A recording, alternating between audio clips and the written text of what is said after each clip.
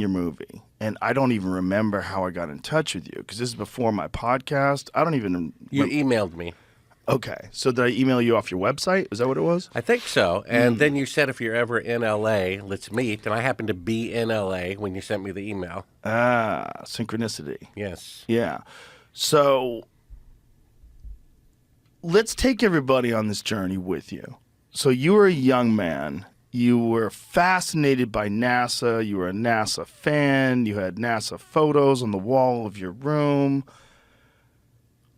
What happened? What happened to you that you're known worldwide as the leading proponent of the moon hoax theory?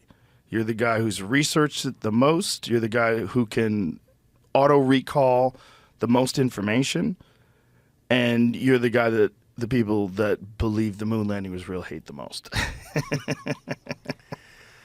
So how'd this all happen? Well, let me start by saying a comment about what you said, theory.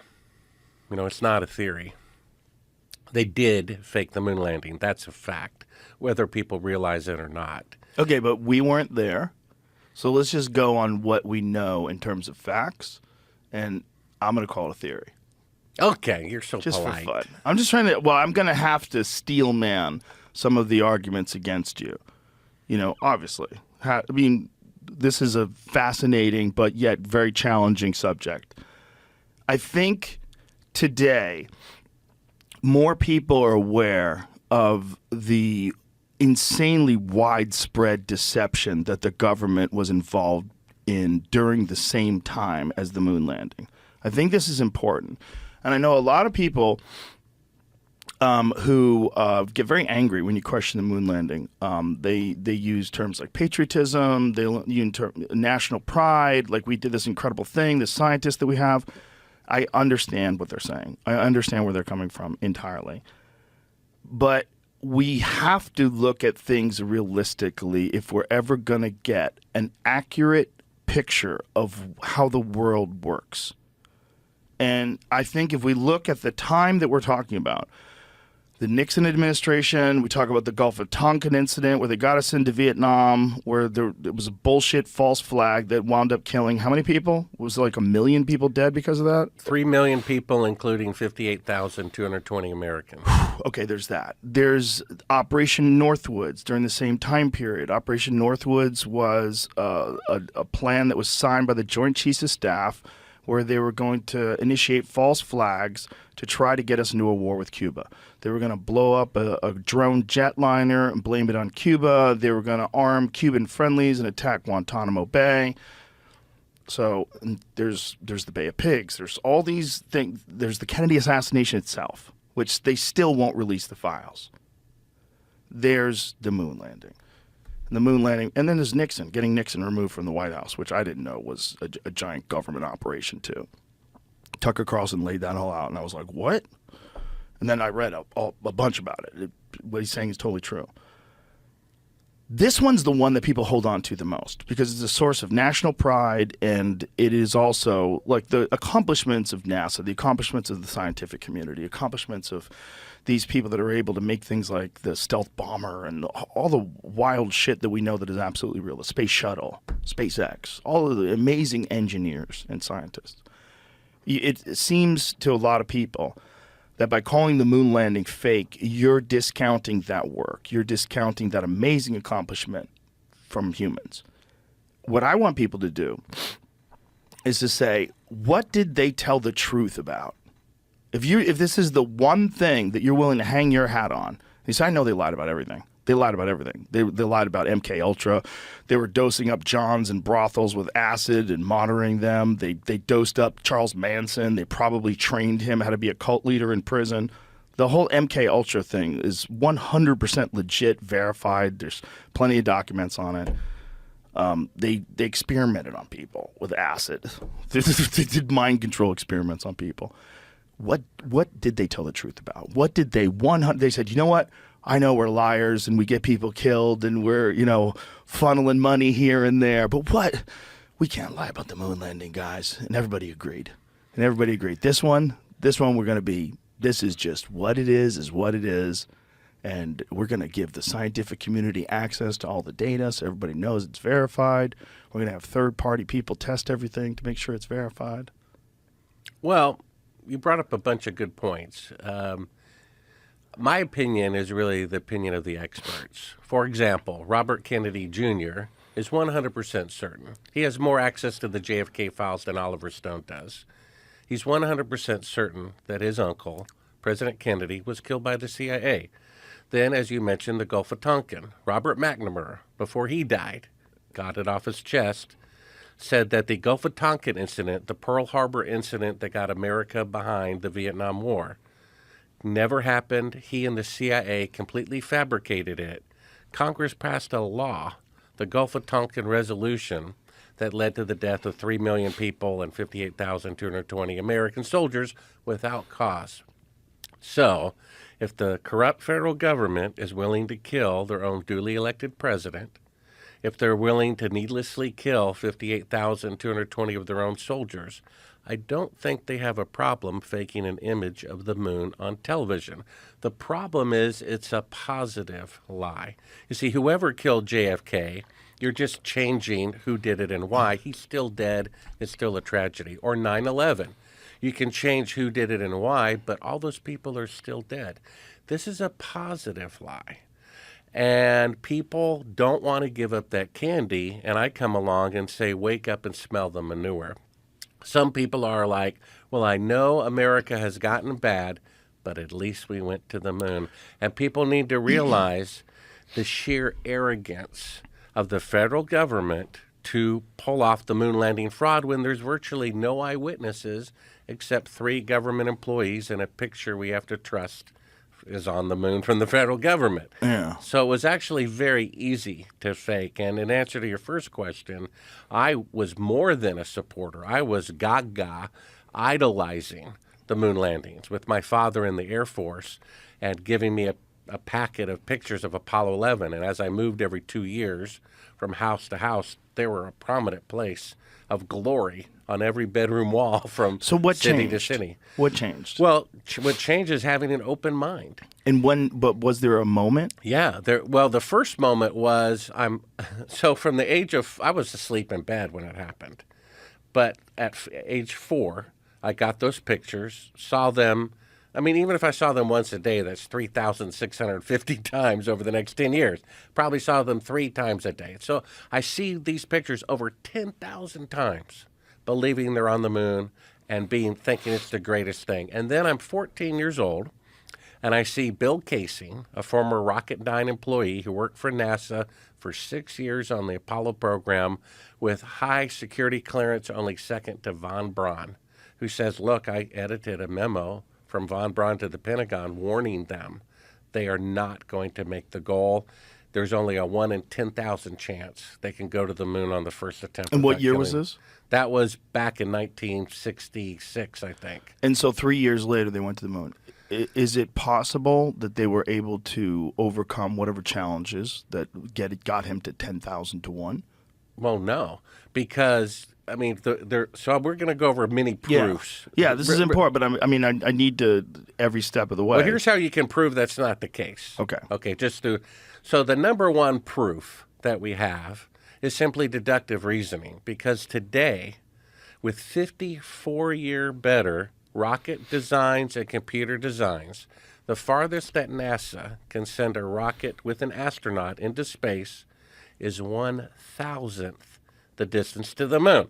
That's why they're sending mannequins to orbit the moon that can't even land because they would die from the radiation. So what they're really claiming is, back in 1969, ahead of schedule on the first attempt, when all of NASA's computers had 1/1,000th the computing power of a cell phone, they sent astronauts 1,000 times farther into space than they can send today with 54-year better technology. So what they're really claiming is they had 1,000 times better technology in 1969 than they do today. Not necessarily. Well, but that is because you can't have better technology in the past and in the future. Right, That's impossible. But they haven't done a moon landing program today. So if they started a moon landing program today, the technology is vastly superior. right? So it would take computing power of less your phone. time. It would take less time to return to the moon. If they but did. it's taking more But time they're instead of not less doing time. right. But they're not doing it right. Like during the Because Apollo. they can't do it. Okay, that's what you're saying. Yeah. And I'm with you. But the Apollo program doesn't exist today. The Apollo program was a massive program to try to beat Russia to get the first person on the moon. And it was a concerted effort by how many scientists? How many people were involved? How many employees? How many, overall? I mean, very compartmentalized, right? But how many people overall were involved in the Apollo moon landing? Well, a couple 100,000. Okay. That's a lot of people to organize and to focus on one very specific goal. That's not happening today. So to say that we can't do it today, it's like people would say, if I was steel manning their position, I would say, no, we're not trying to do it today. If we wanted to do it today, we could do it today. Well, actually, they are 400,000, it says. At the peak, Apollo program employed 400,000 people and required the support of over 20,000 industrial firms and universities. So here's the argument against that it would be fake.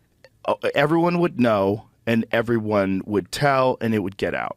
Well, let me show you how that's not true. First of all, Eugene Krantz, flight director, he said, out of his own mouth, that a person in the command center in Houston during a launch to the moon can tell no difference whatsoever between a computer simulated flight and a real flight. They can't tell the difference. It's just a bunch of numbers going by on a screen. So if a person in the command center cannot tell a difference, then how could we as a 10-year-old watching it on our living room at home?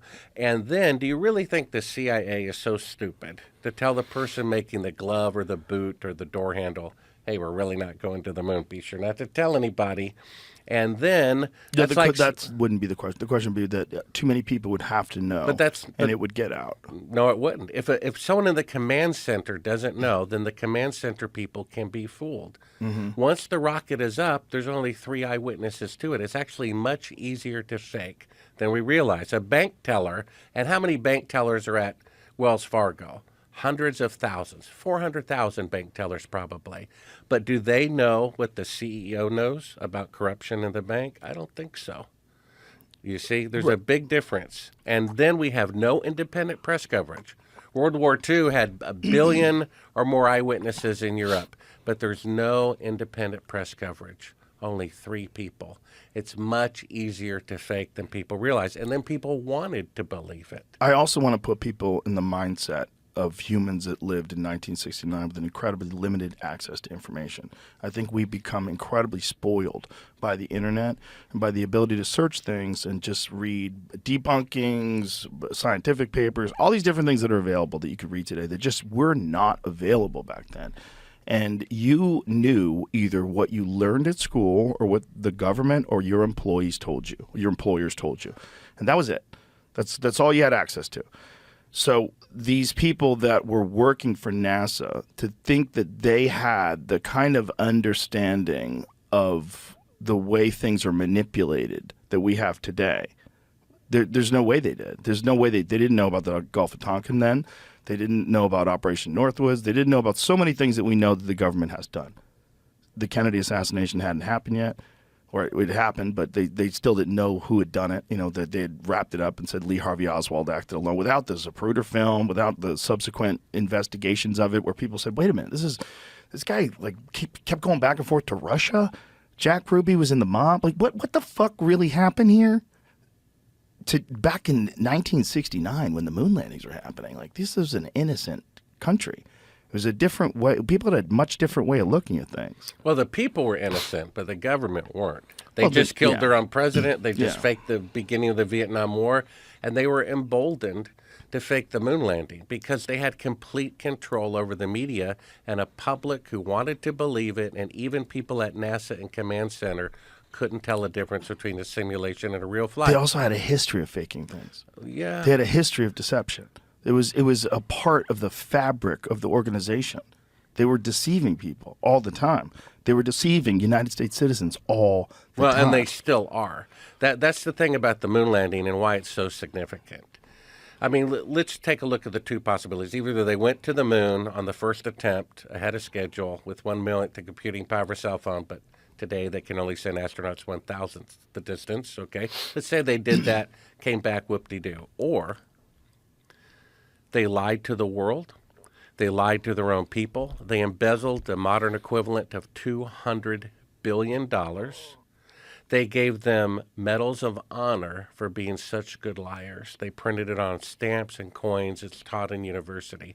If that's true, which it is, that's so much more profound an event than had they actually gone. So one of the greatest events in human history is actually the faking of the moon landing. And we have to understand these people are still at large. You don't say, oh, well, there's a child kidnapper in the neighborhood and one child disappears every month for the last 30, 40 years. Oh, well, what can you do?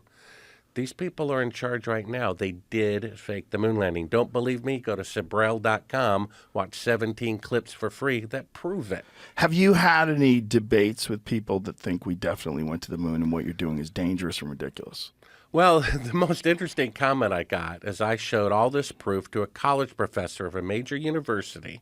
All this proof. I mean, like I said, shadows intersecting at 90 degrees, which you can't duplicate in sunlight, which means it's electrical light, which means they didn't go to the moon. All this proof. The footage we uncovered. Let me stop you there. That doesn't mean they didn't go to the moon. That means that photograph is faked. Okay.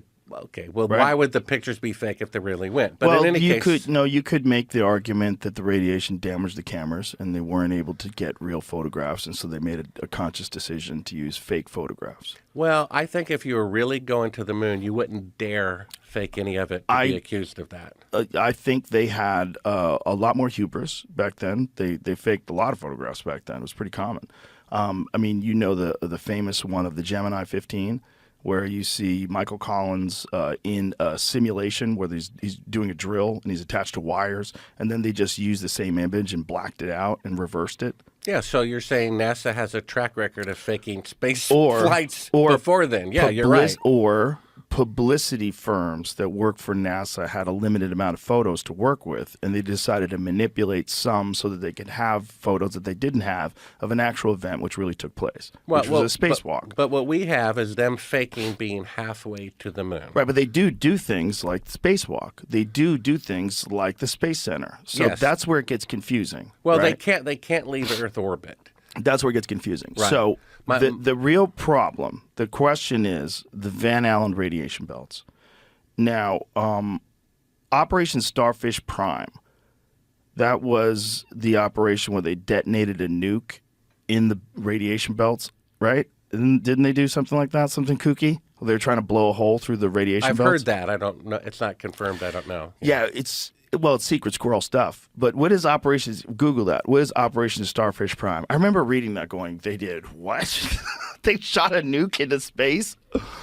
Starfish Prime is a high-altitude nuclear test conducted by the United States, a joint effort of the Atomic Energy Commission and the Defense Atomic Support Agency. It was launched from Johnson Atoll on July 9, 1962. It was the largest nuclear test conducted in outer space and one of the 5 conducted by the U.S. in space. A Thor rocket carrying a W-49 thermonuclear warhead designed at Los Alamos Scientific Laboratory, and a Mk-2 re-entry vehicle was launched from Johnston Atoll in the Pacific Ocean about 900 miles west-southwest of Hawaii. The explosion took place at an altitude of 250 miles. So is that essentially like where the space station is and all that stuff is? That's right. Okay. Above a point 19 miles southwest of Johnson Atoll at a yield of 1.4 megatons. The explosion was about 10 degrees above the horizon as seen from Hawaii at 11 p.m. Hawaiian time.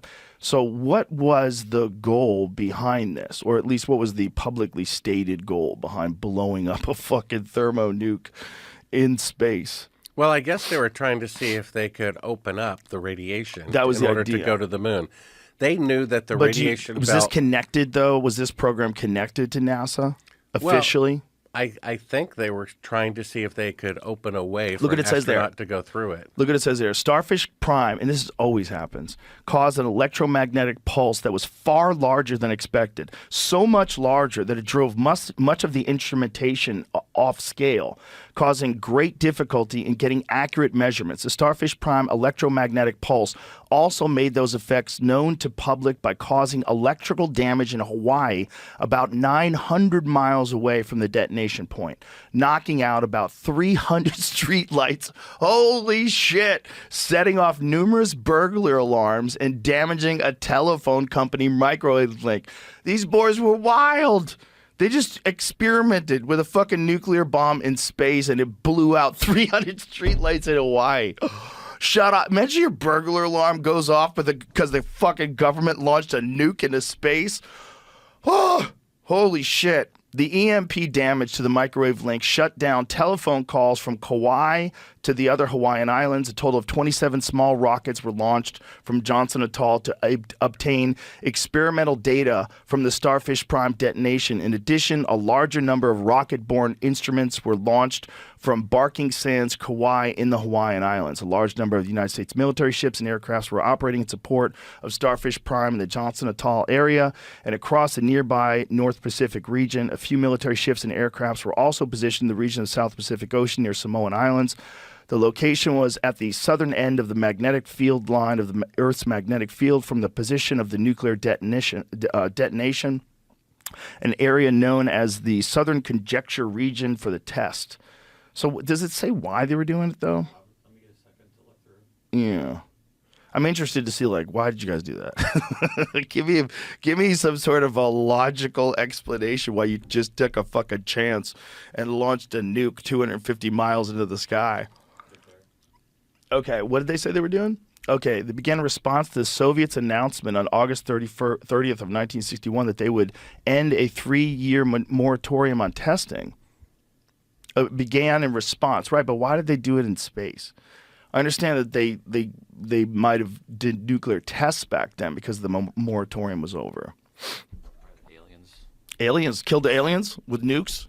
That's probably why the aliens started showing up more. Well, that's all the folklore. The folklore about Fat Man and Little Boy. Then when they dropped those bombs, that's when the aliens started showing up. Like, hey, what are you doing? Which I would do if I was an alien. That's around the time I would start landing. Like, as soon as they start dropping bombs on cities, like, Jesus Christ. So, we know they did that. That's a real thing. Why'd they do it? The speculation is that they were trying to open up a portal to make passage through the Van Allen radiation belts possible. Now, the people that say that it's easy to go through the Van Allen radiation belts will tell you that it's a donut. It's not like covering the entire sphere of Earth evenly, that there's openings at the top and the bottom. Is this correct? Well, yeah, but then they would have to launch at the North Pole or South Pole, where it's not possible to launch because of the temperatures. That's the only way you could do it, to get through those holes? That's right. According to NASA's own flight plan, they went directly through the center. That's why they launched in southern Florida, to be close to the equator. Okay, so what they would say is that it's not that dangerous, and it's just like being exposed to a few x-rays, and that the people were shielded. Well, go to Sibrel.com and watch a latest clip right about there. it. But you're right there, so I want to I'm give you just the saying- opportunity. I'm just saying, what they would say to you. The clip there is of Kelly Smith. He's an employee at NASA, explaining something that most people don't know, which is above the Earth, starting at about 1,000 miles and extending about 30,000 miles, is a huge band of radiation that astronauts would have to go through to the moon and through again back. First, he says it's dangerous, meaning deadly, and then he says that the technology for an astronaut to go through it to the moon and back and survive has yet to be invented. Let's listen to him say that. And when did he say this? I think he said that in 2014. Okay. All right. Jamie will find that. We'll pull that up. But that would be the argument against the moon landing being a hoax. Let's go. Navigation and guidance for Orion. We are headed 3,600 miles above Earth, 15 times higher from the planet than the International Space Station. As we get further away from Earth, we'll pass through the Van Allen belts, an area of dangerous radiation. Radiation like this could harm the guidance systems, onboard computers, or other electronics on Orion. Naturally, we have to pass through this danger zone twice, once up and once back. We must solve these challenges before we send people through this region of space. We must solve these challenges before we send people through this region of space. We must solve these challenges before we send... Okay. Did you just say that over and over again? Yeah, he said it was Okay. on Orion, though. Excuse me? He said it was for Orion. You think he was talking about a different time period. He said you would have to solve it for when Orion was traveling. When was Orion? Well, he says you must solve these challenges before we send people Right, but wasn't through he, this region of wasn't he space. talking, what was he talking about, though? He's Talking about sending people beyond Earth orbit through the radiation belt. And he says that the What in was order- this video from? What's that? What's this video from? Yeah, what is it? When was he said 2014? He was Yeah, I talking think about so. this. And what was this in the regards Orion to? project was to have a step toward going to the moon. He's And what talking- year was this? What was the year? I think he said that in 2014. So the Orion project was a new project to go to the moon in 2014, just not as focused as Correct. as They the were Apollo. using part of that spacecraft on the Artemis mission when they sent mannequins through the radiation belt.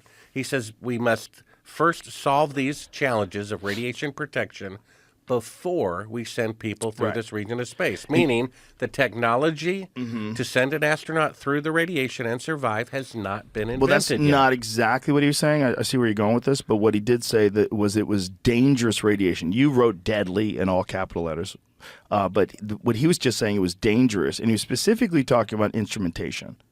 He didn't say dangerous in terms of like to people. Right, because that Right. would be more of a clue that they didn't go to the moon, so he didn't mention that. It would be a thing that you would go, but hey, how did they do it? And then you would open up a can of worms. Right. So He says we must solve these challenges of protecting the astronauts before we send people Right. through this region of space, meaning people cannot go through it until the radiation shielding is developed, and it has not yet been developed a way to send astronauts through it and survive in 2014. So if it's not been invented in 2014 yet, then it wasn't invented in 1969. Well, I think another thing that's important to say that if you're saying that radiation is dangerous to instrumentation, And it's going to be people. dangerous to bodies.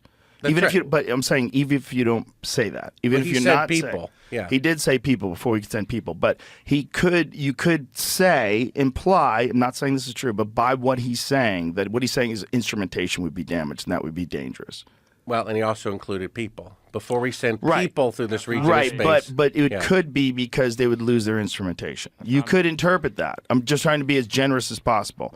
You're overly generous there, Yeah, I'm Jeff. trying to be. So what is this, Jay? This is from Reddit. Someone says this is the full context of what he says in that clip. Okay, here it is. Without My name is editing. Kelly Smith, and I work on navigation and guidance for Orion. Before we can send astronauts into space on Orion, we have to test all the systems. Only one way to know if we got it right: fly it into space. For Orion's first flight, no astronauts will be aboard. The spacecraft is loaded with sensors to record and measure all aspects of the flight in every detail. We're headed 3,600 miles above Earth, 15 times higher from the planet than the International Space Station. As we get further away from Earth, we'll pass through the Van Allen belts, an area of dangerous radiation. Radiation like this can harm the guidance systems, onboard computers, or other electronics on Orion. Naturally, we have to pass through this danger zone twice, once up and once back.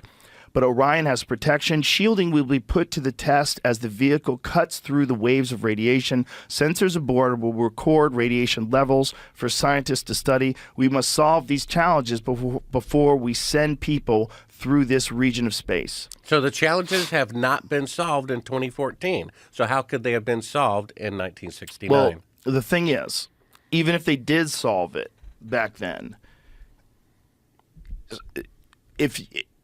how did they do it? This is the question. So this is what we know about the spaceship, what we know about the Apollo 11, what we know about the shielding that it had. They had 1/8 of an inch of aluminum. Now, when you get a dental x-ray, they use 1/4 inch lead.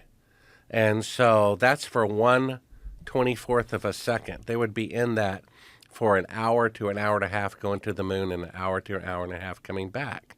So And what would that be the equivalent to, roughly, in terms of like x-rays? it would be 100 times more than a lethal dose, according to their own reports, which are documented at Sibrel.com. All for free. You go on there and watch the videos and read the documentation. Okay, and to be clear, how many people have gone through that, supposedly? Well, What was the first ones? The first one, there was an orbit of the moon, a manned orbit of the moon before there was a landing. yeah, there were allegedly 24 people who have allegedly gone through it to the moon and back. But the footage we uncovered shows them faking being halfway to the moon from Earth orbit. So it proves that they could not even go halfway to the moon because they're faking being halfway to the moon. Well, whatever So that footage was, though, in all fairness, that footage wasn't released, right? That footage was found footage, correct? that was outtakes of them Right. faking being halfway to the moon, which even my greatest critic agrees that is them faking being halfway to the moon. And they're doing it from Earth orbit, and it's dated 2 days into the flight where they're We'll supposed show to be the video. halfway to the moon. Yeah. We'll show the video, but if I was going to steel man it, what I would say is if I'm training these guys to film things and they're training all day long to do a bunch of different things, one of the things I would do is to train them how to film the Earth from the moon. And to simulate that, I would say what you can do is black out all the light when you're in low Earth orbit, focus on one of those circular windows, put the transparency or whatever it is in front of the window, and practice that way. Except so that it's way we except make it's sure that you dated. get it right. Except it's dated 2 days and 3 days into the flight when they're supposed to be halfway to the moon. Damn, my steel man's not working. Yeah. Okay, so let's you're let's really take bad I'm devil's just trying. advocate. I'm just giving. Yeah, Well, you well, have to though, here's right? something Don't you about think the- I have to? No, This you is an don't. important No, thing. you don't. And here's why. Because we've heard their side of the story for 54 Right, but years. Bart, It's- everybody hasn't. This is where you're wrong. No, their Because side of the story. Yeah. We've heard that the moon landings are real for 54 years. You've heard that, but So you they have, don't need but extra It's time. not The they. truth It's the needs people extra time. today that are in the scientific community that believe the moon landing's real. So you have to approach it from the perspective of how they're going to debunk your debunk. Okay, well, let me tell But you let's something else look at about the footage. radiation. Let's look at the footage first because I think we're beating around the bush. The footage is so shocking that you immediately go, okay, what is this? Like, what is this? I just want to know what logically could this be? The only thing that I could think of that was logically would be that they were practicing. I'm asking though, is this the video should be showing here or not? Yeah. Oh, this is one when you compare back and forth, right? Correct. I mean, there's more. Isn't there one of just the actual video that we can watch? Well, you could go to Sibrel.com, click on a funny thing happened on the way to the moon, or go to the Moon Man video links at Sibrel.com and pull this up smoking gun. I just gave you the time cues on the most significant part where you could do the side-by-side comparison. And the side-by-side comparison is for... Well, on the left, Neil Armstrong claims this is 130,000 miles out. He claims that the camera lens is at the glass, and that's the Earth floating in space. What's Okay. on the right-hand side are the outtakes that we got an unedited reel of the special effects shot by accident. And the lights come up, and you see... Okay, so this is the exact same size image. Correct. So roughly the same distance So if they were really out on the there. left, he claims, and this is the part they showed to the public, that that's the Earth floating in space halfway to the moon looking back. Okay. And then on the right is the outtakes where the lights come up and you see that the camera's really at the back of the spacecraft, and that's part of the Earth outside of a circular window with a little crescent piece molded in front of it. And that's the take on the left-hand side. You're about to see Michael Collins break down part of the So this is special where effect. This is what I want everybody to look Yeah, at because so this he's is saying- where. Okay, hold on a second. This is where it gets really weird. So they're saying they're 130,000 miles away. So they're in deep space. So that proves it's the window. You see that? Right, That's so an now there's astronaut- people standing in front of the. We used to think that we're looking out into space at the Earth, but now we realize there's people standing in front of it. So there's other stuff going on. So something there's you're filming a room, and then That's whatever, really the window. Right. That's an It's arm. a window. Yeah, that's an arm getting in front of the window. That's an outtake they never showed because it shows that it's a fake shot. Okay, but do you think that that is just a piece of the Earth in a circular window? Well, I or mean- do you think they put something over the window to represent the Earth? Another photographer believes it's like a transparency of. There's the circular Let's window. let this play out. Let's Yeah. let this play out. So if So people that's see the it, window. The point is, it's the window. It's back it up a little They're bit. using Jamie. the window to create a 1-foot model of the Earth.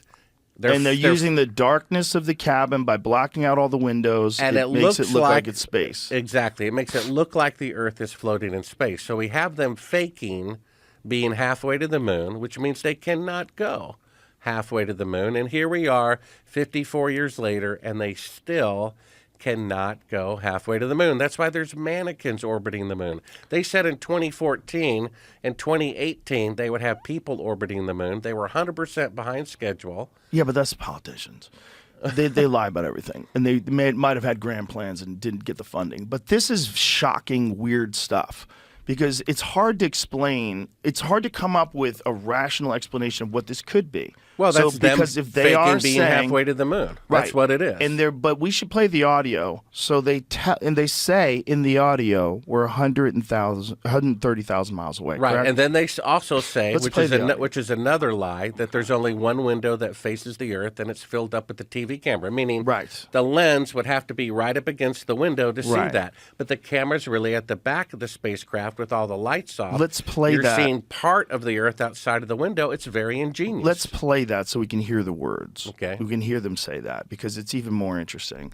So if you see the footage and then you hear the words, you go, what could they possibly be doing here?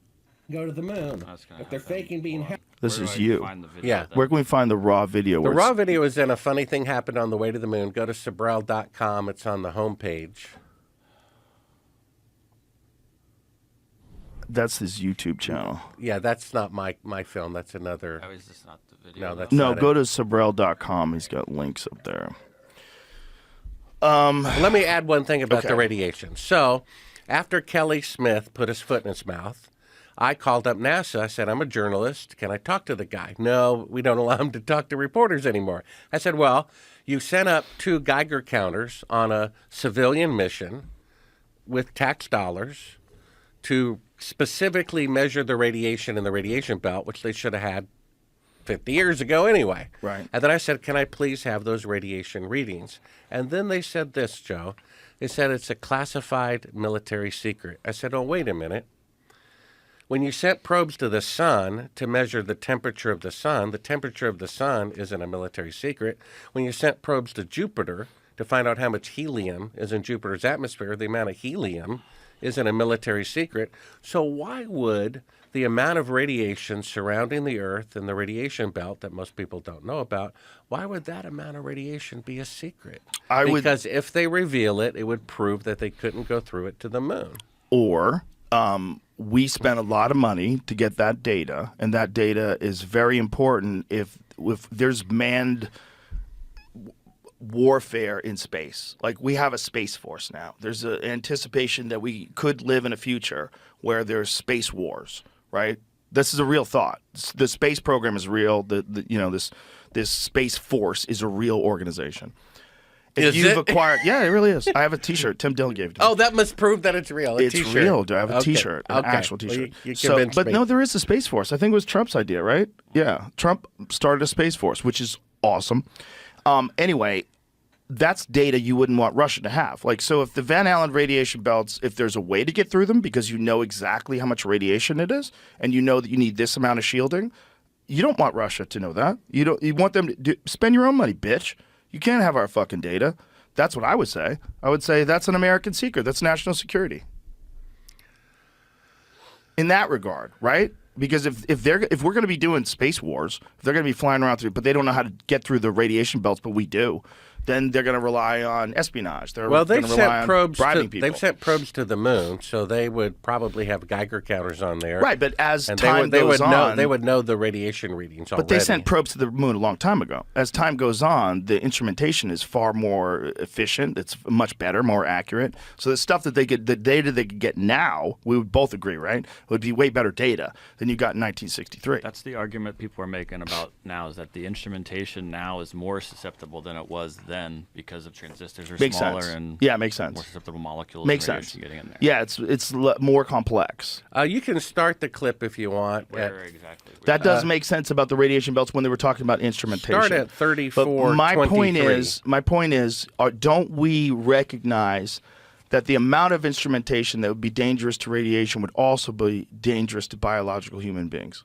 Well, of course. That's why there's mannequins orbiting the moon instead of people. That's why you have to wear a lead shield when you get an X-ray. And that's why if you've ever seen those horrific images of people that used to test X-ray machines back in the day, when they would first started using X-ray machines in doctors' offices, the technician would put his hand under it and X-ray it. And they didn't know that you were fucking your hand up really bad.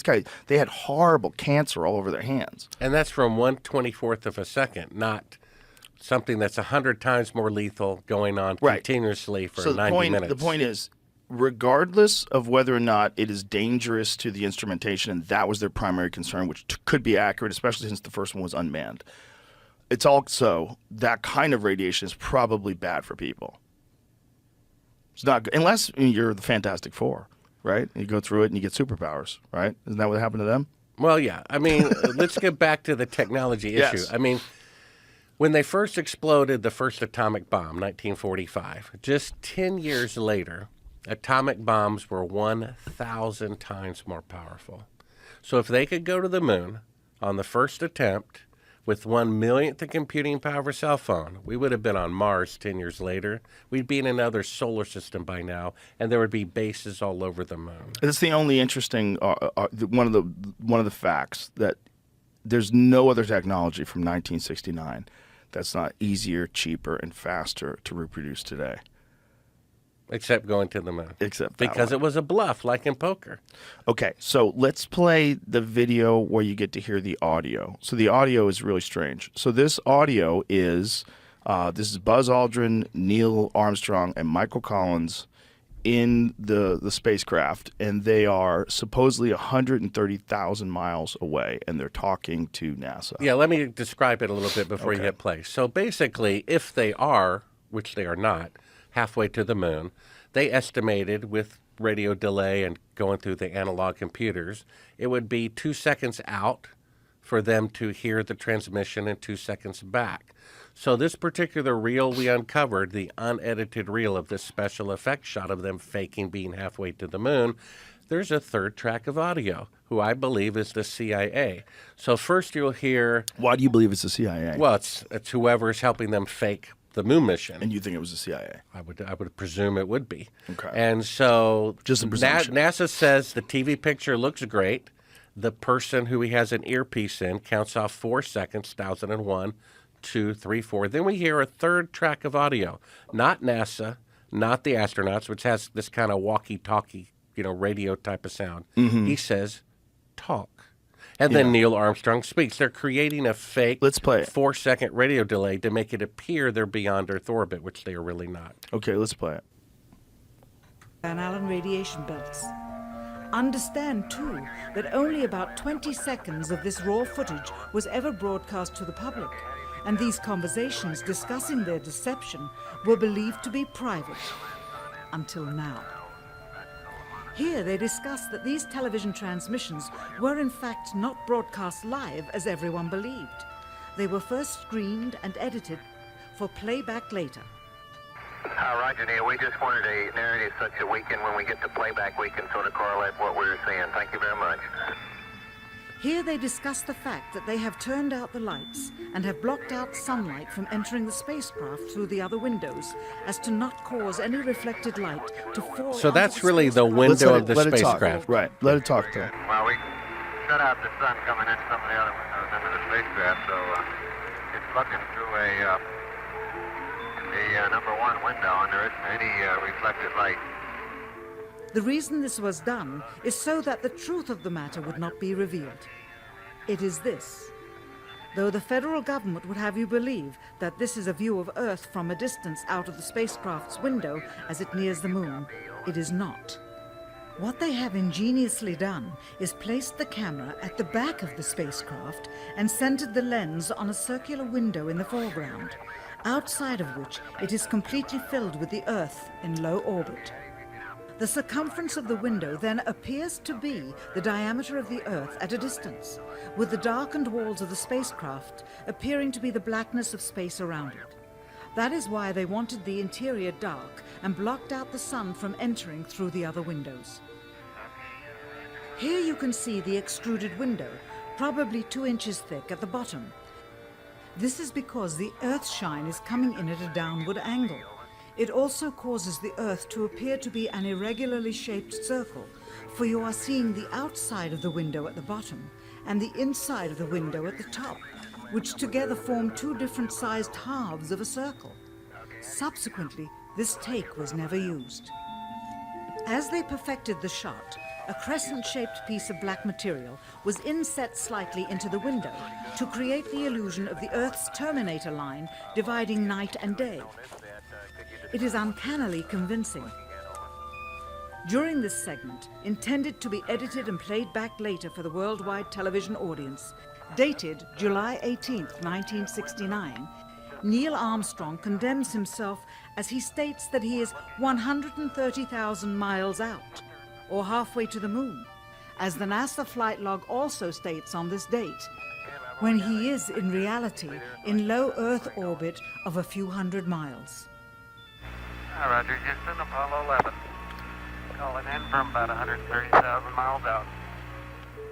Here, during another segment, also intended to air after review, Neil Armstrong falsely explains to the viewers how the shot is attained by putting the camera's lens to the window's glass, as it would have to be if they were the claimed distance away from the Earth. We only have one window that has a view of the Earth, and it's filled up with a TV camera. If the window was completely filled up with a TV camera, as he stated, then an astronaut's arm would not be able to get between the camera and the window, as it obviously does here in this outtake. South America becomes invisible just off beyond the Terminator or inside the shadow. You can also notice how the astronaut operating the camera reacted to the mistake by attempting to pan away from it. Blue gas. See white bands of major cloud formations across the Earth. And you see This is a segment that they believed wasn't even being recorded, Keep going. much less suitable for broadcast, for the lens was being zoomed out and the scene was being changed to that of an interior of the astronauts at work, and apparently the stop button popped back up on the recorder without notice. Here is the diffused work light that they used to see camera controls, but not throw light onto the spacecraft's wall. Here they remove part of the crescent insert.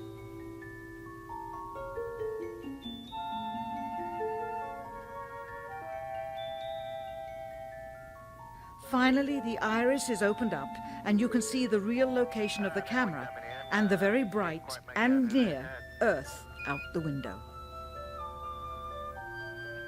Here is the slate for the 19th of July.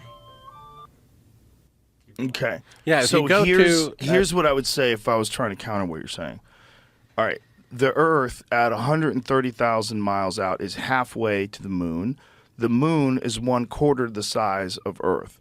The moon, on a full moon, is fairly bright. I mean, you could walk around outside in the dark. I mean, it's pretty amazing how bright it is when it's a full moon. Imagine that 4 times greater and twice as close.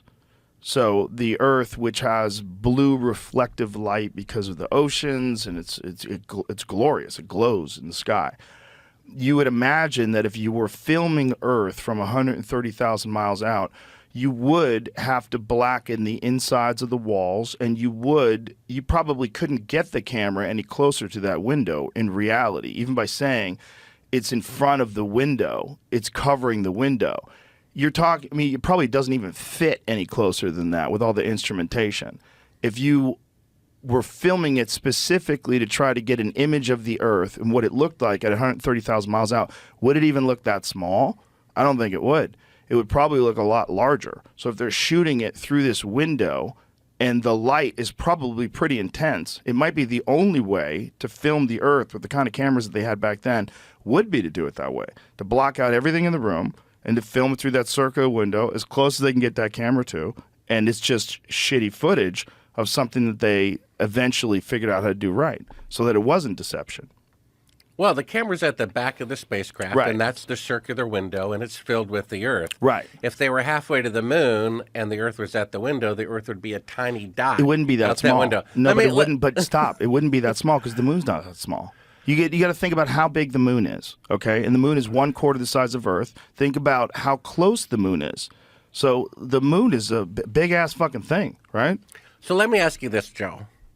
Do you think the moon landings are real or not? I'm not saying that. What Okay, I'm but saying wait to a you, minute. I but just want to know what you because think. What do you think? I'm going to go at this. I'm just going to try to ask the most logical questions to refute what you're saying without giving an opinion. I'll give you an opinion eventually. But this right now is, if you were going to film the Earth from 130,000 miles out, and the Earth is 4 times larger than the moon, and you're halfway to the moon, I would imagine it would fill up that window. You wouldn't, the difference between that and low Earth orbit, I'm sure there's a difference, but I still think from that small window, it might be the whole window filled with Earth. That might be what you get. Well, that's not the opinion of myself as a filmmaker and 3 other filmmakers who, for a living, our job is to make fake scenes look real. And so we all conclude that that's the window that they have made a mock-up of a 1-foot model to pretend. But is to there be an image halfway of to that the moon. mock-up? I never saw a mock-up. I didn't. There's all Well, you saw see them is, fiddle around in the window. You right definitely at the see end. them fiddle around in the window. But I can't. And the camera, they lied about the camera being up against the glass. The camera is obviously at the back of the spacecraft to create that Well, they illusion. said they said the window is filled with the camera. That's what they said. But it's not. It's at the very back of the spacecraft. The lights come up on the part they didn't intend on showing, and the camera has been at the back of the spacecraft all the time. Right. They had to lie. If they really were halfway to the moon, the only way they could film this shot would be to put the lens at the glass of the window. But it's a fake shot. And part of the faking is the camera is really at the back of the spacecraft. All the lights are off. Part of the Earth is outside of a circular window, and it looks cleverly like the Earth floating in space, but that's really the window from Earth orbit. Jamie, go ahead.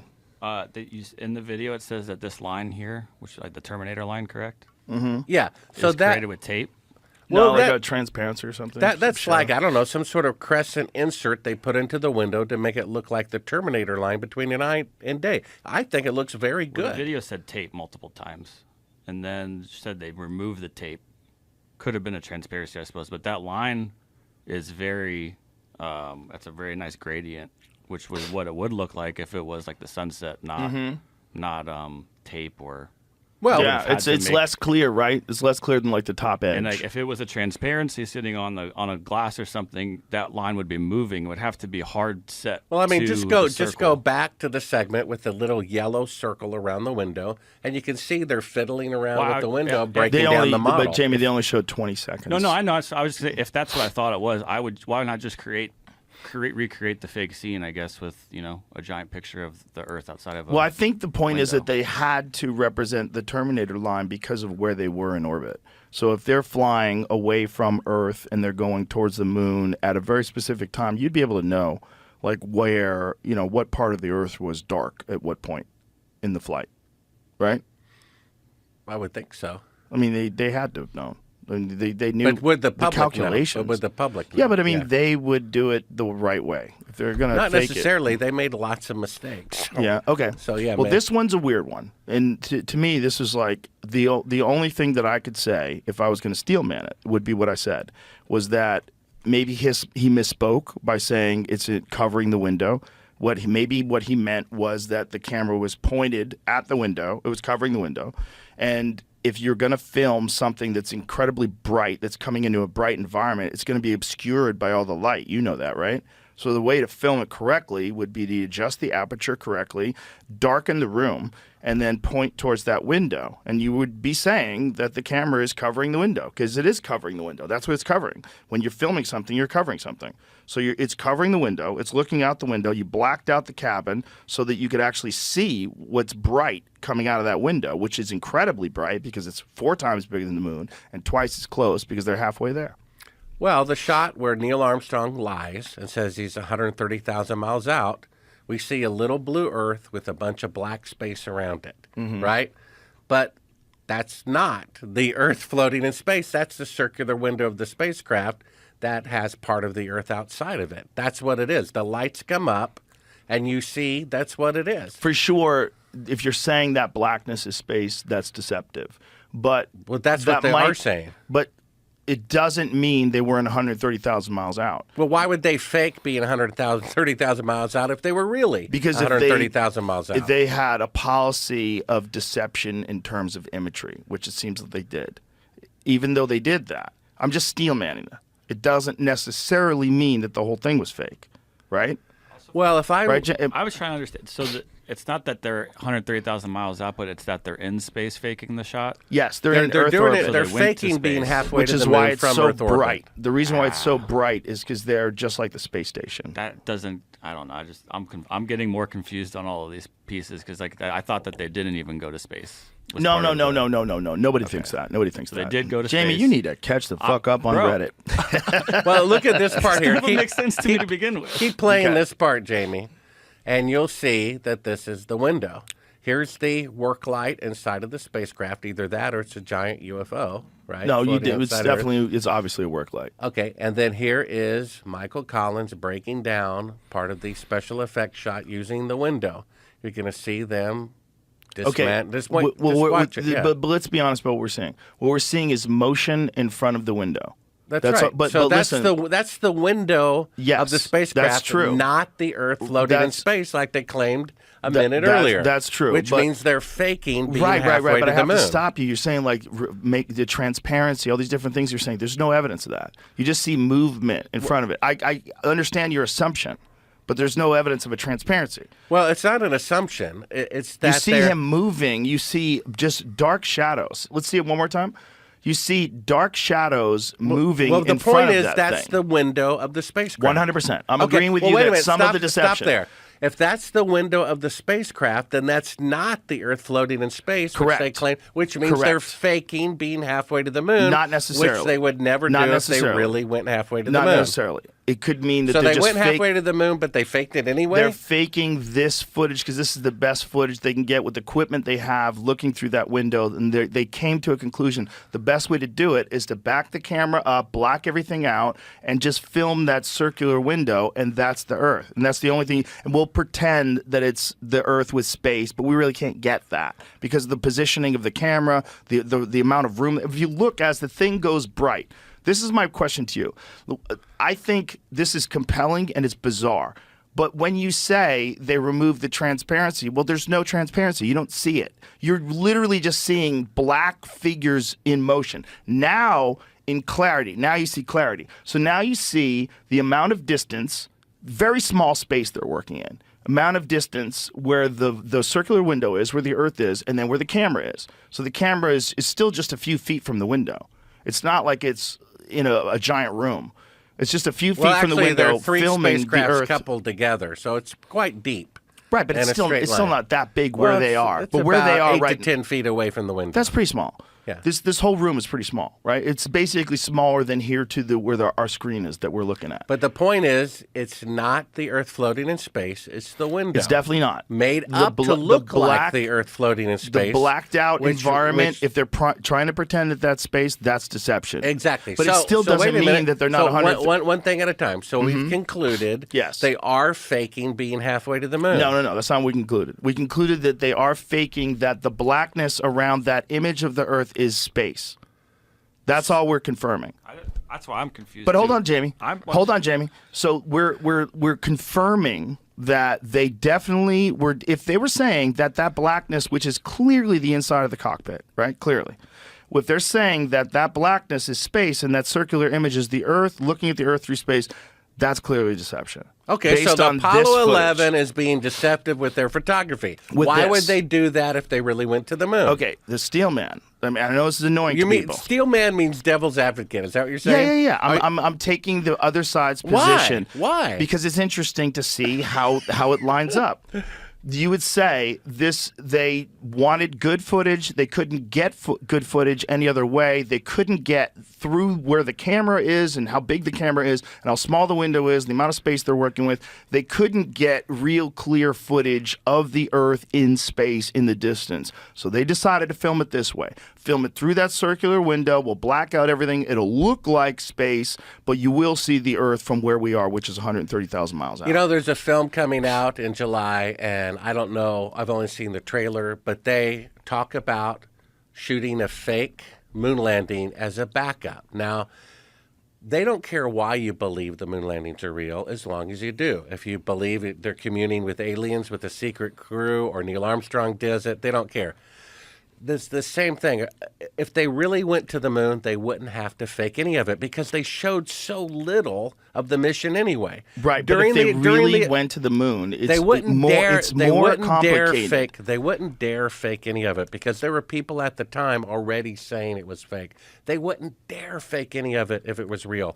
Even during the landing, they showed computer animation, and then all of a sudden, you see that black and They white wouldn't image dare of it. fake it if it was real. See, this is where we disagree because I think if it's very difficult to go there, it's even more difficult to go there and document it, right? And specifically when you're talking about camera equipment. If you take camera equipment, the old school film, and you run it through old school radar detectors at the airport, those metal detectors, it fucks up your camera equipment, right? Doesn't it fuck up your film? Well, But doesn't it? Isn't that correct? It wasn't difficult for them But to hold go on. to the moon. They went 6 times in. I know, but in listen to 3 me. years. They But drove listen to me. cars on the moon, But that's not played what I'm golf saying. on the moon. But that's what I'm saying. And yet, for some reason, today they can only send mannequins to orbit the moon. Well, listen, we're in agreement on this. This is not what I'm saying. What I'm Okay. saying is what you could say is that the real maybe they went and they faked the footage. And the reason they faked the footage because the footage got all fucked up because they went through radiation. I'm sure they would love the public to believe that because many filmmakers like myself agree that the footage is fake. So how can we possibly trick the public into thinking the moon landings are real, even though the pictures are fake? Why don't we create a feature film saying, well, we just only did it as backup and some of that footage got leaked into the real footage? They showed so little real footage to begin with. Why didn't they just have a camera on the side of the rocket showing live pictures during the descent instead of a little Atari computer animation and then suddenly a picture of them stable and coming out of the spacecraft? Because they faked it. As you know from my book, we have an eyewitness who saw them film Apollo 11 at Cannon Air Force Base, June 1st, 2nd, and 3rd, 1968. And Yeah, but I have eyewitnesses that were raped by Bigfoot. You can find those. well, You know what I'm saying? Like His- if his it wasn't son- if his the guy son- wasn't his son- here, his if the guy son- wasn't here, his son corroborates it, and we have a video of that we can show. The point is, and it's not even in my book, okay? The first thing the guy says as he's dying, about to meet his maker, fearing not being on the right side of judgment, is that he's a murderer. He killed somebody. His son, who you can go to Sibrel.com, watch his son's testimony, who saw his father's deathbed confession. He said, "Who did you kill?" He said, "I killed a coworker at Cannon Air Force Base where he was the chief of security."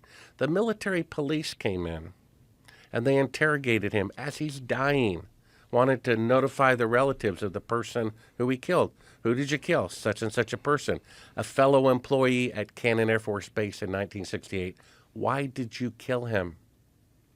We both eyewitnessed the filming of the fake moon landing, June 1st, 2nd, and 3rd of 1968. My friend thought it was morally wrong. He was going to tell a reporter, and I killed him to cover it up. His son confirmed he was chief of security at Cannon Air Force Base. He lived right across the street from it. He stood beside President Johnson, who was there for the first of 3 days of filming. He gave him a list of 15 people that were there who were allowed in the VIP entrance to eyewitness it. Neil Armstrong's on the list, Buzz Aldrin is on the list, and several people I never heard of. We got that list. We publish it in my book.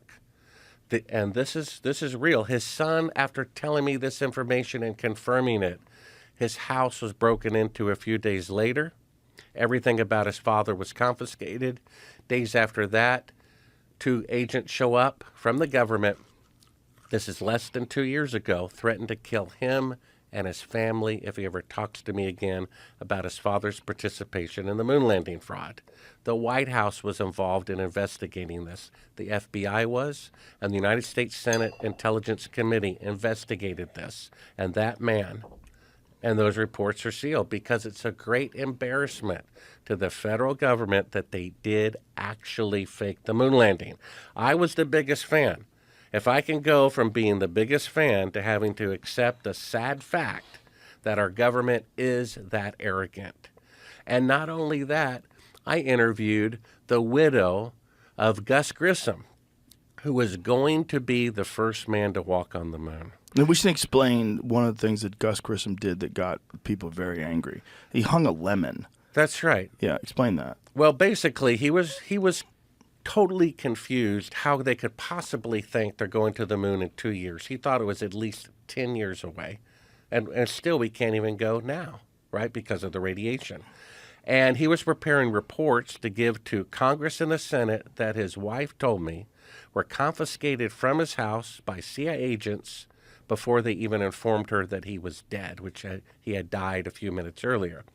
She told me, I interviewed her for 4 hours. This is the man who was going to be the first man to walk on the moon. And he was the most beloved of the press corps. And he was so frustrated, he kept complaining up the chain of command they wouldn't fix anything because the higher-ups knew they weren't going to go and hadn't committed yet to faking it and therefore hadn't told the astronauts yet. And that's why they weren't fixing anything. This is your belief. Well, that's, her conclusion as well. Right. And in his fury, without permission, he held a press conference. He invited in a bunch of reporters to the top of the rocket where he affixed a lemon the size of a grapefruit on a coat hanger. He said, this thing is a lemon, a piece of junk, made the evening news. And a few days later, he dies. His wife told me that on January 26, 1967, he came home from work and said the following, "Hon, for some strange reason, the CIA is all over the launch pad today. I wonder why they're here inspecting the equipment. Never seen him here before." He's dead the very next day from faulty equipment. His widow told me he was murdered by the CIA, the man who was going to be the first man to walk on his moon. His son, 747 pilot, said the same thing, who I interviewed for 3 hours, that his father was murdered by the CIA. So it's one thing if they faked the moon landing and didn't kill anybody. Maybe I'll confess my devious nature. I kind of, admire their ingenuity. Like the people who tunnel from the dry cleaner into the bank. But not if you kill 3 guards, slit their throats, who have wives and children. And the first, What 3 guards? well, I'm just saying, for example, if they faked the moon landing and didn't kill anybody, that's one thing. But that's not the case. You see, and I know the type of person you are and the type of guests you have on your show. We're true patriots, and patriots have to face facts that when people take an oath to this country, it's to protect it against all enemies, foreign and domestic. They always want misdirection, the boogeyman, to be in some other country where the biggest traitors to our country are Americans in high office, right? That's what's going on. And the first document of our country isn't the Constitution. It's the Declaration of Independence, where it says when any government becomes destructive of life, liberty, and the pursuit of happiness, it is the right of the people to alter or abolish it. Where, according to Betty Grissom, they took away his life. They take a third of our income, they deceive us through a moon landing, and then they use that money to pay the salaries of the CIA agents who killed Gus Grissom and two of his friends. Let's go to Gus Grissom's death. So Gus Grissom died in an accident, right? He died in a fire, correct? His wife says that fire was set intentionally. I understand that I she believe says her. that. I understand that, and I understand that why she would believe that. That makes sense. Well, if her husband says CIA agents are messing around with the equipment the day before, and he's dead the next day from faulty equipment, the CIA killed him. It's a pretty obvious conclusion. It could possibly be that, definitely. But also, when you're launching rockets, a lot of people die. They weren't launching anything. It was just a ground test of pressing buttons. And they found that they pressurized that space capsule with 100% oxygen, where steel will become flammable. They reversed the door the day before so that it opened inwardly instead of outwardly. Took an extra 5 or 10 minutes to open up. And then they found a pile of oily rags under his seat so that they would do a spark. And then I got the Apollo 1 report. We bought it for $10,000 from Roger Chaffee's widow from his estate. And there was a dip in power right before the fire because the CIA had something clamped in there to start the fire. They ignited it. It caused a dip in power, and then the fire began. So where's this evidence that there was a dip in power? Well, it's in the Apollo 1 report. That there was a dip in power. They had a right report. before the fire because something was tapped into Right. there that the CIA rigged the previous day, and that's what killed them. Is there a logical explanation for why they reversed the doors? Yeah, so they would make sure not to be able to get out. It would take more time to get out. But and is make that sure but, they would kill but them. is there a logical explanation in terms of an They improvement could say, in design they could for say use they in were, space? They were just testing something new, right? That's their excuse.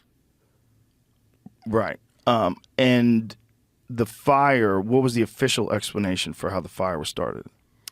Just faulty wiring.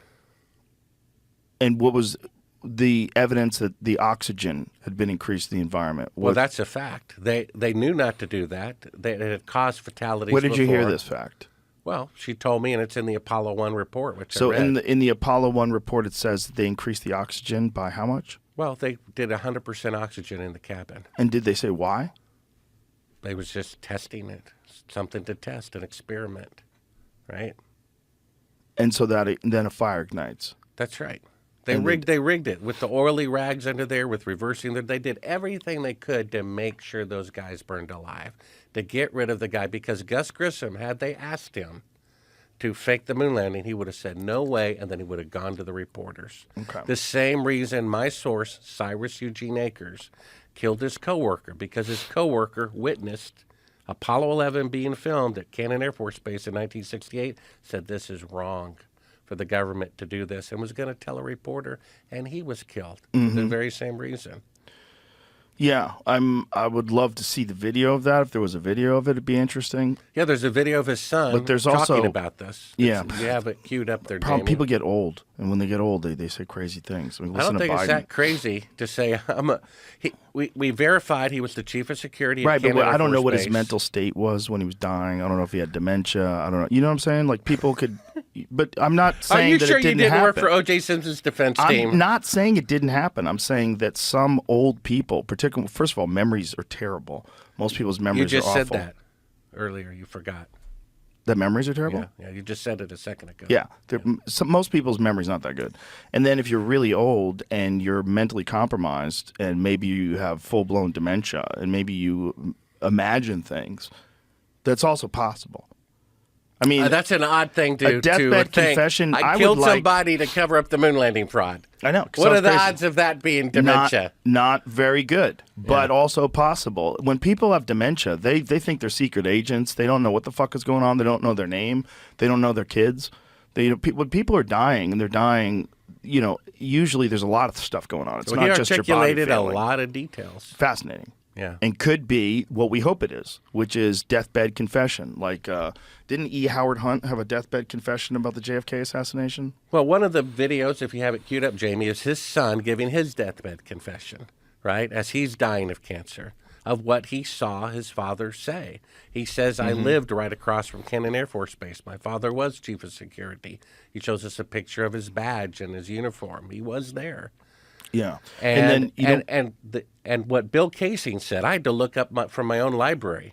Bill Casing said the whole moon landing falsification was supervised by the United States Air Force. Well, my dad was in the Air Force. I never heard of Cannon Air Force Base. It's tiny, fewer eyewitnesses.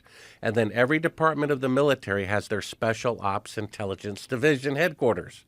It's headquartered at Cannon Air Force Base. And so that's where it was filmed. And I even confirmed that several people were there, including a gentleman by the name of Robert Emenegger.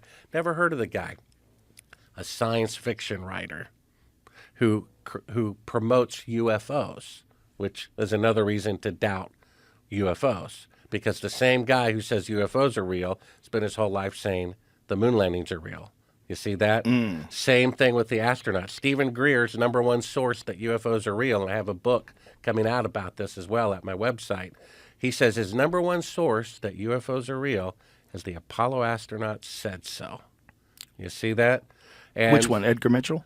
Well, yeah, Edgar Mitchell among many others. And let's come back to that. I got to take a leak. Let's come back to that, and this is great. I appreciate you. Thank you for coming here. This has been a lot of fun, and I hope you don't mind me being annoying, but I have to cover this, and we'll get into more. you don't too. have to. I do. No, you don't. This is the right way to do it. Trust me. Trust me. Okay. Okay. We'll take a leak. We'll be right back. So, we were at Gus Grisham died in a fire. There's another guy who NASA had hired to make a report, and he had this 500-page report. I think it was like 500 pages about how badly mismanaged the whole Apollo program was, and that he saw so many flaws in it that he thought it was never going to get off the ground. And then Thomas he died. Barron. Yes, Ronald Thomas Barron, correct? Right. And he died on train tracks That's right. That was kind of with his family, I believe. CIA hits kind of go through fads. And there was a big fad period where a lot of people's cars stalled at train crossings. Well, I think that's- back then this was before DNA evidence, and it would get rid of the forensic evidence. That's He would- also how they killed those kids in Mena, Arkansas, that found the cocaine. That was the whole part of that Tom Cruise movie, the true story behind the Tom Cruise movie. With what was that guy's name again? That Jamie Barry Seals. Yeah, who was smuggling drugs and dropping them off into Mena, Arkansas, while Bill Clinton was the governor. And they killed these kids and put them on train tracks. Here's a relevant point about Bill Clinton, two of them. On page 156, 156 of his book, you know this, he says that he doubts as president the authenticity of the moon landings. Well, he said it in a very coy way. Right, but that's what he's saying. Well, he told an anecdote about a carpenter that he was working with in 1969. He was saying how amazing it is that these guys, these people, they landed on the moon. And the carpenter said, no, those TV fellows can get you to believe anything. I don't believe a thing they say. And then he said, back then I thought the old guy was a crank. I'm paraphrasing. But now, after 8 years in the White House, I think he might have been ahead of his time. I think that was not paraphrasing. I think that was word for word, Joe. Yeah. Good memory. Well, here's the second point it's that's not relevant. quite word for word, I'm sure. Well, but here's the second point about President Clinton. When he finally, after denying it 20 times, admitted that he had an affair, a reporter asked him, why did you do it? And you know what he said, why? What? Because I could. Meaning because I could get away with it. That's what people need to see. They did fake the moon landing, and why did they do it? Because they could. And these people are still in power. It's a dangerous thing. Also because they wanted to win this Cold War with Russia. They wanted to get this economic and cultural victory, right? Well, that could be their excuse. Okay, so here's another question. You murder Americans to do that? Is somehow Allegedly murder beneficial? Americans. Well, We assume. yeah. Yeah, but we don't really know. The Thomas Ronald Barron one is a wild one because that report was buried, correct? After that? That's right. And in the report, do we have details of exactly what was said in the report? Well, basically, he said what Gus Grissom said. They were a decade or more away from going to the moon. And that was after the Apollo 1 fire, the Barron report. And, of course, he died right before he was to testify to Congress, right? What a coincidence. Yeah. About how NASA was so far behind schedule. But now, you know, NASA has never kept a schedule a single time in their entire history, except the most complicated mission of all time. They were ahead of schedule. And do you realize there's never been an aerospace machine, airplane, whatever, that ever worked on the first occasion, not even the Wright brothers plane, and a 747 after millions of aircraft had already been built, 10 years more technologically advanced than the Apollo rocket. It took 168 attempts to get off the ground. And yet, for the first time in history, there was an aviation project that worked on the first occasion that happened to be the most complicated one of all time. You see that coincidence? How about that? So humans have accomplished some pretty amazing things, but the leap between that and the moon landings in terms of getting biological living human beings to survive this 2-week journey to land on the moon and come back. How long did it take total? All days in space? Well, from setting the goal to doing it, it took only 8.5 years. But the actual launch. Since then, they're talking about it taking 15 years to, From quote, now. return to the moon, even though they have 54 years better technology. It's going to take twice the amount of time to return to the moon with 5 decades better technology. But again, isn't that you'd also say because it's not as focused an effort. It's not like well, the Apollo it is project. a focus effort because 8 presidents have said they're going to return to the moon in 5 years, right? Yeah, they all say that. You had Bush Sr. say it, and Reagan said it, and Clinton said it, and Bush Obama W. said it, and Bush Sr., Bush Jr., Trump. They've all said Trump we're said going we're to going to return. the moon? Yeah, he said we're going to go to the moon by 2024. Time's running out. Tick tock, tick tock. Yeah, You we see? got a couple months left. Well, they said they were going to have people orbiting the moon. They said in 2014 we will have people orbiting the moon in 2018, 100% behind schedule. My point And was, they only have mannequins orbiting the moon. so my point was that the leap between what we do now in terms of the difficulty of getting into space, getting into low Earth orbit, and coming back, it gets compounded greatly by actually going to another planet, landing, taking off, coming back. Like that's much more difficult. And the only time that was ever accomplished was between 1969 and 1972. 7 attempts, 6 successful. Allegedly accomplished. Allegedly accomplished. But let's just say what they're saying. Just what they're saying. It seems very strange that no one else did it. It seems very strange that it stopped right there, and it seems very strange that no other missions That's right. involving human beings. It's the only technological achievement in the entire history of the world that no one from any nation could repeat 50 years later. Now, to Steelman, their position, like it took so much money and so many resources that we don't have that would be better served going to other things, and that's why they haven't been back. Why should they go back? They went there. They understand. They can prove they went there because there's laser reflectors on the moon that they can shoot lasers at, and they will bounce off and show you that there's a laser reflector on the moon. Well, that's not an argument either, because in 1958, according to Scientific American magazine, they were bouncing lasers off the moon without any man-made reflectors thereon. So all they had to do was choose a landing site that had reflective surfaces. Additionally, Russia put an unmanned probe on the moon with laser reflectors. Yes. So that doesn't prove anything. I was going to get to that, but that's the argument. Well, you're welcome. I did it for you. Thank you. That is the argument, though, right? Yeah. So the argument is the laser reflectors prove. Another, like one of the goofiest ones, was when they used the reconnaissance imagery and they showed, look, we could see the landing site. Like, what are you Well, yeah, I pointing mean, at? you What- have to understand, they already faked a full-body picture of an astronaut standing on the surface of the moon, which was filmed in Clovis, New Mexico, Allegedly. according to an eyewitness. Okay, so you're asking the Fox for further proof that they didn't steal a chicken? Yeah. You're saying after faking a full-body image that was shot in Air Force Base and pretending it's on the moon. My client, Mr. Fox, is an upstanding citizen, and my client refutes all allegations. Well, the same fraudulent organization has a little shadow from alleged lunar satellite that says this is, part Yeah. of the lunar lander. Yeah, there's a lot of weirdness. Yeah. Another bit of weirdness that is fun to watch people do mental gymnastics to explain away is the flag blowing in the breeze. I was just checking this. So, yeah. The moon landing. Yeah. This photo was taken by a guy like in Ireland or something. I think. Nice. Or, What does it show? He's just a guy. He's No, NASA. what does it show, the image? Oh, the landing sites. What do you see? I could just tell you any one of those spots is a landing site, and what are you going to say? I mean, you don't see much. Do you know what I'm saying? My point was just it that doesn't NASA's not- prove nor disprove. It's not clear enough to say what that is, right? It's not clear. I don't see any objects that look like they're definitively a lunar rover. I don't see anything that makes me think that that's what that is, but it could be because it's not that clear. So it's not. It's neither proof nor it doesn't prove or disprove those images, in my opinion. Well, here's another interesting proof. You have Neil Armstrong said he personally picked up a particular rock, put it in his pocket, and saved it for the Prime Minister of the Netherlands. Oh yeah, that's a good one. Who he gave to, right? And they put it in a hermetically sealed box. Yeah. The curator saw my film, says, "Oh, I wonder about that."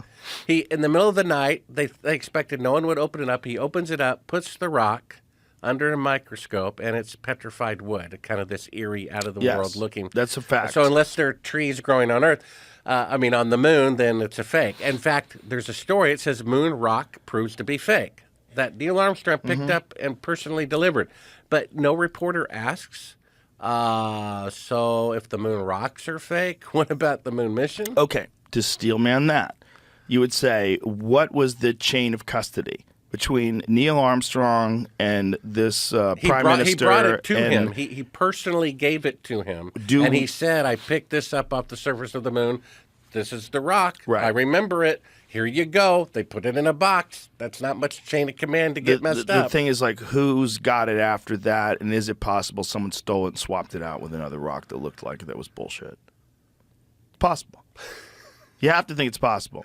I don't think it's possible. I'm with you. I don't think it's possible. I mean, it seems highly likely that they gave him a fake moon rock.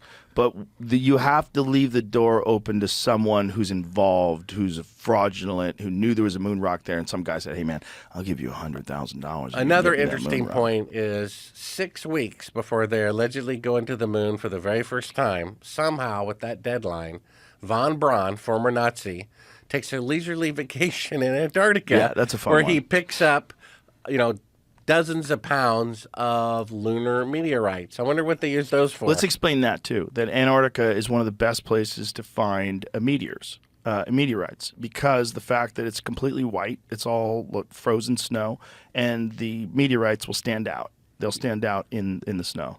Yeah, and it hardly ever snows there, so there's not much to cover them up. Right. And maybe the orbit being the South Pole, it's more prone to lunar meteorites. Right. So it's very well known that you can get meteorites in Antarctica, and a lot of them they can conclusively prove come from the moon. Correct? This is all true? Okay. So Werner von Braun maybe needed to know what he was looking at when he got those moon rocks back. And so it's like, well, we have any on Earth? Well, yes, sir, we do. We have some lunar meteorites we can find in Antarctica. Let's take a trip. Didn't he have a broken arm at the time? I believe he did. There's one picture of him, He's in a cast. right after he was captured, where his arm is broken. And I was just talking. Oh, it's right after he was captured? Because I thought it was in Antarctica that he had a broken arm. No. It was, he's in his Nazi uniform. And it's right after he got captured and brought over in Operation Paperclip. That's and I another always important wondered how point. he broke his arm. It's like either he was being sassy during an interrogation or he got, bombed and, got pulled out of rubble, one of the two. Could have been he loved Hitler so much he fainted when he found out Or Hitler maybe was dead. he got carpal tunnel syndrome from doing the salute too many times. So he was a legitimate Nazi, and this is important too, because this is a thing that I know a lot of people have denied. Operation Paperclip was an operation that took place right after the end of World War II, where we acquired a bunch of Nazi scientists that went on to do the Apollo program. Werner von Braun was one of them. The Simon Wiesenthal Center had said while he was alive that if he was alive, they would prosecute him for crimes against humanity. That's right. He was a legitimate Nazi. They hung the 5 slowest workers, the 5 slowest Jews in their rocket factory in Berlin. So if you walked in, you would see the 5 slowest workers hanging there. And this is eyewitness accounts from people who were in that rocket factory. This is not disputed stuff that he did that. And, you could say he was just a rocket maker. He had nothing to do with that, but he was a Nazi. And in charge of the moon faking. Not just one of them, but one he of also one said of many. before he died that the government is planning on faking an alien invasion. So the guy who faked the moon landing. He said that? He said that. That the next... What's the evidence of that he said that? Well, his secretary says so. Oh, that bitch might be crazy. You never know. She might be doing coke, making stories up. She might be a scammer. She seems sincere to me. She might be trying to... He said they're going to be an asteroid threat next, followed by a fake alien invasion. That's what he said. And keep in mind, these Apollo astronauts who spent their whole life lying, saying the moon landings are real, are also the key people who are saying UFOs are real. And so is Robert... Well, not the key people, but Edgar Mitchell was one of them. And Robert Emmenegger right? made films, propaganda films to plant the seed that UFOs are real, and he was at Cannon Air Force Base when they faked the moon landing. Okay, can I assume that then by what you're saying that you don't think UFOs are real at all? No, they are real, but they're not from outer space. Okay, but what about the ones that Kenneth Arnold saw in the 1950s? I don't know about those. But so this is the first I think UFOs are real, but they're not from outer space, according to the top 2 UFO researchers. I have a book coming out, hopefully in time of this podcast, Aliens from Planet X, that talks about their origin and future appearance. And UFOs are real and aliens are real, but they're not from outer space. And that's according to the top 2 UFO researchers after decades-long research. So go to Sibrel.com and So pray where do they it's think up they're there in from time. if they're not from outer space? They're interdimensional and potentially fallen angels. disguising themselves because they're liars of something, like you said, can't be proven or disproven. I'm from this galaxy 300 light years away. This is kind of what Tucker Carlson thinks. He thinks there's a spiritual element to it, and he thinks they've always been here, and he thinks that this is what's kind of documented in the Bible as like good and evil. And That's it, exactly. and- I mean, that's what's going on. I mean, the top 2 UFO researchers said UFOs are real, number 1. Number 2, they're not from outer space. And number 3, they're demonic. And that's what I talk about, where it talks about fallen angels interbreeding with humans. It's talked about in Genesis 6 and creating a race called Nephilim, who were men of renown, world leaders. Could you interpret that as when you say interbreeding with humans? Now, imagine if what they are is a form of artificial intelligence, or I should say, instead of artificial is a word that it's got a lot attached to it already. Maybe digital intelligence, or a human-created intelligence that's not of biological origin, but it is a living thing. It's just living in a different kind of way. Now, if that is something that human beings are eventually going to, we're going to have some symbiotic relationship with electronic that's biological. You're seeing it already with Neuralink. You're seeing how this guy who is paralyzed can now utilize a computer and manipulate everything with his mind. He can move a cursor around. You're seeing artificial intelligence come to the forefront, where people are realizing the power that it has and how quickly it's developing. It's happening very rapidly. Within this year, it's kind of confusing people. When better artificial technology comes along and better interfaces come along, and we start realizing that the only way that we are going to survive is if we integrate. Isn't that kind of the same as something coming down and interbreeding with human beings? If these things, if this is the path of progress, this is how it goes in intelligent life forms on complicated planets, when they have complicated technology. They develop internal combustion engines or some other source of power. They start manipulating their environment, and they eventually get to the point where they can make an artificial life form. And that artificial life form is far superior intellectually to the biological life form. And the only way the biological life form can survive is if it integrates with the artificial intelligence. And people will start to do it initially, and those people will have access to tremendous resources that biological people don't have, and then it'll be required, just like it's almost required for everyone to have a cell phone. Everyone's going to integrate. And in case, over time, what would that look like? Well, it'd probably look like aliens. It would probably look like some weird sort of creature that's not really biological anymore. So it doesn't have all the flaws of our primate DNA. It doesn't have all the, but does it have a soul? Like, are we creating a thing without a soul that has a mandate and has it has plans for the universe and for life forms? And would that kind of be demonic? It seems like that's demonic. I mean, if you want to be real simple about demons, you think they live in hell and they got pitchforks. But what kind of force would a demonic force be? Something that would overpower the human race and render it non-existent. Well, wouldn't one way to do that would be to integrate with humans to the point where it makes biological reproduction a thing of the past? All reproduction is done through either some sort of complicated gene splicing program, or life and consciousness gets integrated with technology inextricably, so where everybody is some sort of a hybrid system. Well, there is a spiritual component, including to the moon landing. I mean, you've seen a funny thing happen on the way to the moon. Right. It opens up with the Tower of Babel, which was built simply to boast we have the tallest building. And then we show the Titanic that says the ship that God himself could not sink. And we know what happened there. Tower of Babel never finished. Titanic never made one voyage. And then Richard Nixon, when he knew they were not on the moon, said putting a man on the moon is the greatest event since creation itself. You see, mankind's greatest accomplishment, you see, and the world-leading country is putting a man on the moon. And how ironic. When I popped in that tape of the window shot and realized they really did fake the moon landing. So that was the first one that really cemented it for me. Absolutely. I gave them the benefit of the doubt as long as possible. Okay, I want to go to the flag, because the flag is a piece of contentious debate. The flag waving on the surface of the moon. So the moon has almost no atmosphere, correct? Right. Okay, and it has 1/6 Earth's gravity. So when you're watching these people plant this flag on the moon is supposedly, it doesn't have any wind, or definitely doesn't have the kind of wind that blows around a flag. Now, the flag had a rod at the top of it, and the rod at the top of it kept it in place, and it kept it stiff so it stayed horizontal. And when you watch the video footage, the flag is waving around in what looks like a breeze. And so a lot of people have tried to kind of explain it away and see if you can find a video of the flag itself waving. Yeah, there's one. So here we go. So they're planting the flag. Now, you do have to take into consideration that there's very little gravity. So it's 1/6 Earth's gravity. So things definitely in a 1/6 gravity environment, they move differently.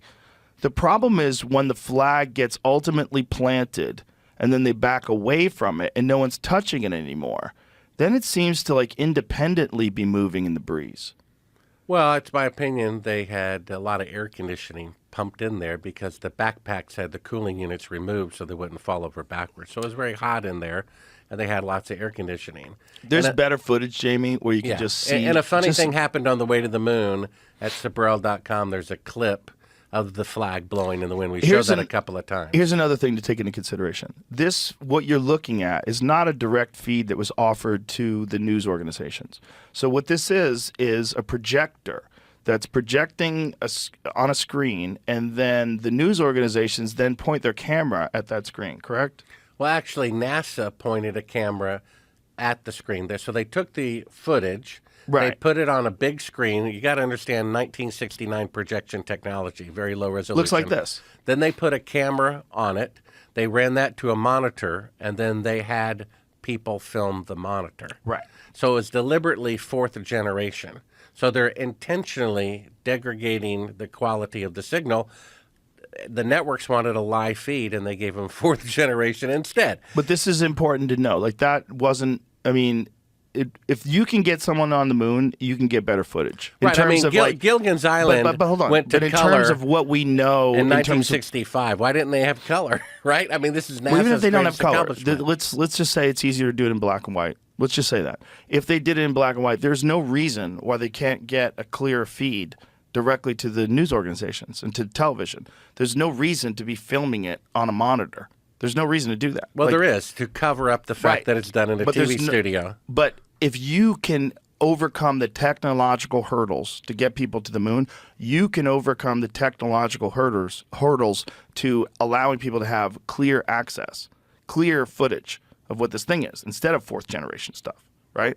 Yeah, like I said, I think if Gilligan's Island went from black and white to color in 1965, NASA can afford a color camera on the moon. After all, it is the most technologically advanced event. Why wouldn't they want a high-resolution color camera? They didn't because it might show that it's a fake scene, which it was. That's why they degraded the signal by fourth generations. Do we have better footage of the flag waving around the moon? Because there's some footage of it where you're just like, this is weird. Yeah, there's some, and a funny thing happened on the way to the moon about halfway through. They filmed it in color the next one on Apollo 12. Okay, let's see that one. Well, I was trying to find that, but Just then see, you have to look up just the flag. Google flag blowing in the wind on the moon. Well, if you Google it, it may not want to show it. So it's in Yeah, my but movie. if you put it on YouTube as a YouTube search, it'll show it. Like which one? 'Cause those are different. There's ones. one, Apollo 5. That's me. This one's pretty good, Click I that think. one, Apollo 15. Yeah. Click on that one, Jamie. I don't. Apollo 15. No, Jamie. Back. You said click Where it on says YouTube. no, I said the one that says Apollo 15. Right there. That's it. Yeah. Okay. So this one, this is color. He plants it. It still looks shitty, but he plants it. And let's get a look at when he gets out of the way. Let's see it moving around. So this is it. So this thing is kind of just waving on its own. No one's even touching it. And it looks like it's waving in a breeze. So it stops moving and then it starts moving again. Now, again, There's 1/6 footage that shows it Earth even more gravity. so than that. Yeah. Like an astronaut walking past it, creating the breeze, and then the flag blows without him touching it. Yeah, I'd like to see that. So how much further does this go, Jamie? That's a 4-minute video, 3-minute video. So scoot ahead. I think this is actually the one where the guy walks by it, and then it starts going in the breeze. Here it goes. Does it show it where he walks by it? Barely There it moved is. for 2 It's minutes. it's back there because you see his image. Right. Oh, I don't know where he went.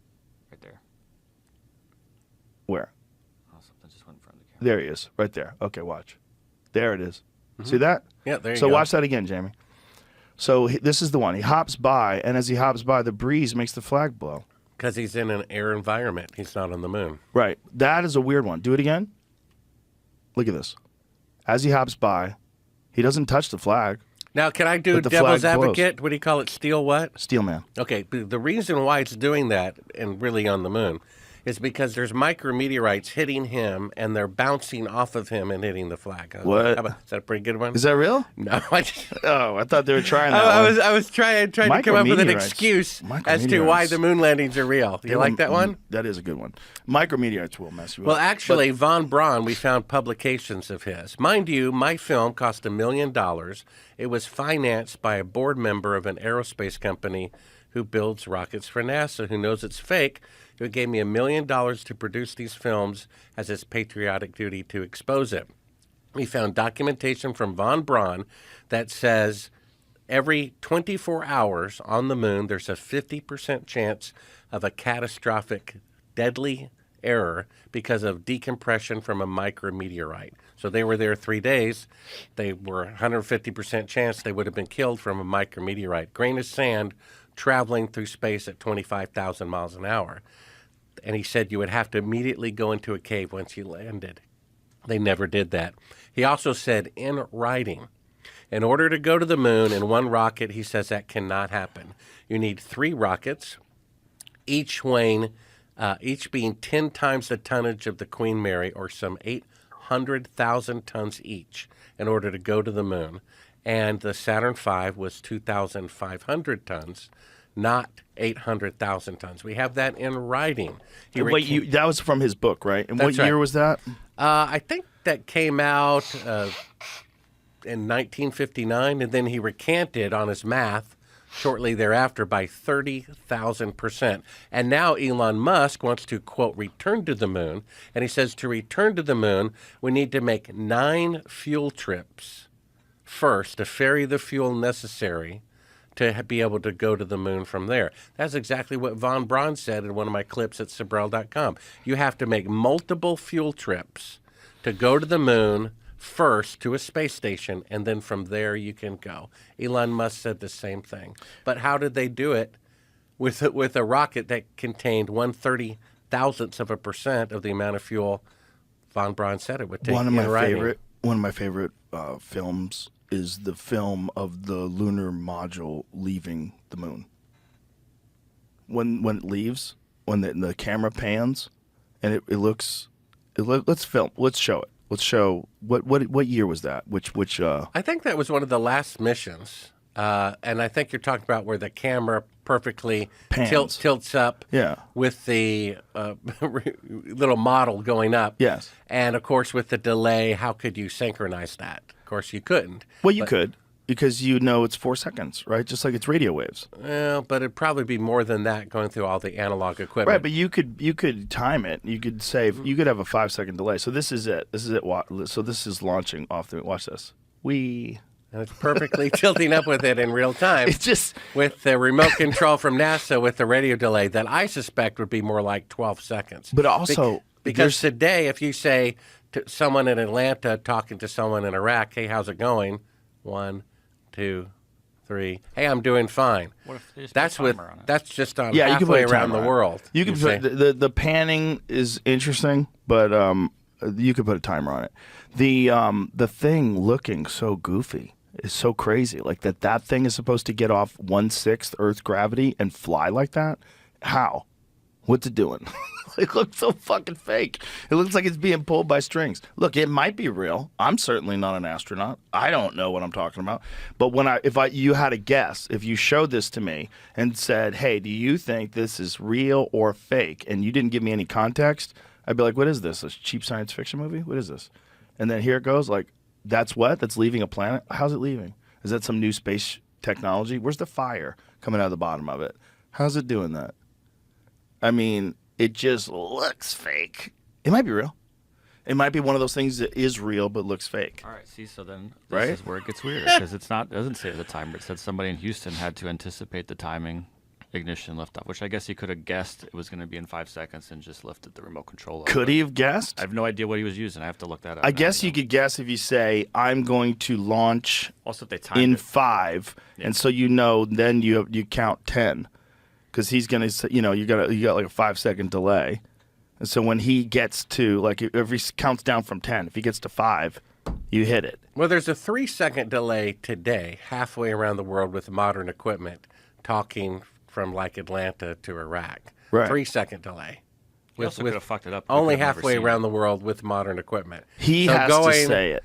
So the guy on the moon has to say, I'm launching now, and he has to wait 5 seconds. It would be at least a 12-second delay, I think, and possibly more than that. The delay itself of the radio, light waves there and back, plus all that analog equipment. But it is not slowing it down. impossible to do a 12-second delay. It's only 12 seconds. If you had a stopwatch and you counted it and you had a far enough vision where you could see the base of the lunar module, you could see it detach, and then you kind of got it as long as you got enough of a field of view in the footage. But boy, it looks fake. It also looks fake in the way it's moving up. Watch it again, Jamie, because it's moving up like it's being pulled by strings. Well, it looks fake because it is fake. But most things that look fake are fake. Not all of them, but the vast majority of things that look fake are fake. Now watch how this pulls up. Here it goes. It detaches. It's like... What is that? Now here's the question. Did they practice this at all on Earth? Did they practice taking off on one of those things? Or could they? I don't think they Because did. they couldn't. practiced landing. But here's the question. They yeah. couldn't, right? Because it wouldn't have the same amount of thrust on Earth because the gravity is so much stronger. So that thing wouldn't have been operational on Earth, right? Well, they had a lunar lander simulator that Neil Armstrong almost got killed in 6 weeks beforehand. He couldn't fly it on Earth in the safety of a tried and true environment. And that was 6 weeks. Right, but also, beforehand. again, the gravity of Earth is much greater than the gravity of the Well, moon. they took that into account. It was supposed to be a simulation of it. But So the it was more simulation- powerful to overcome Earth's gravity in Right. comparison. Right. Yeah. But so then you're dealing with a totally different machine, and you're dealing with totally different factors. Maybe it would be easy with 1/6 Earth's gravity. Maybe easy, like wee, boom, it lands, and wee, it takes off. Apparently it was. But 1/6, I would like to know, like, how much thrust do you need to get off of the gravity of the moon if it's 1/6 Earth's gravity versus what it takes to get off of Earth? Like, what are those calculations, and how is that amount of force being generated by that thing? And is it?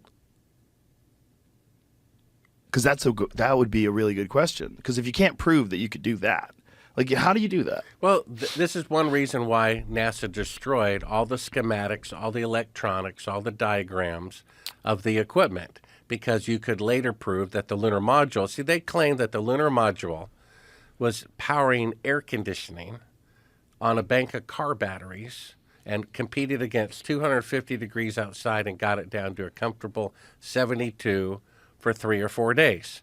I mean, you try that at home, with your car batteries. Also, and batteries of today. Like, my That's right. Tesla only goes 350 miles if That's I right. drive real slow. And so they're saying they powered air conditioning off much more primitive batteries, 24 hours, 3 or 4 days in a row, against 250 degree outside. So this is an indirect proof. If you really went to the moon and spent $200 billion, you would never destroy the technology.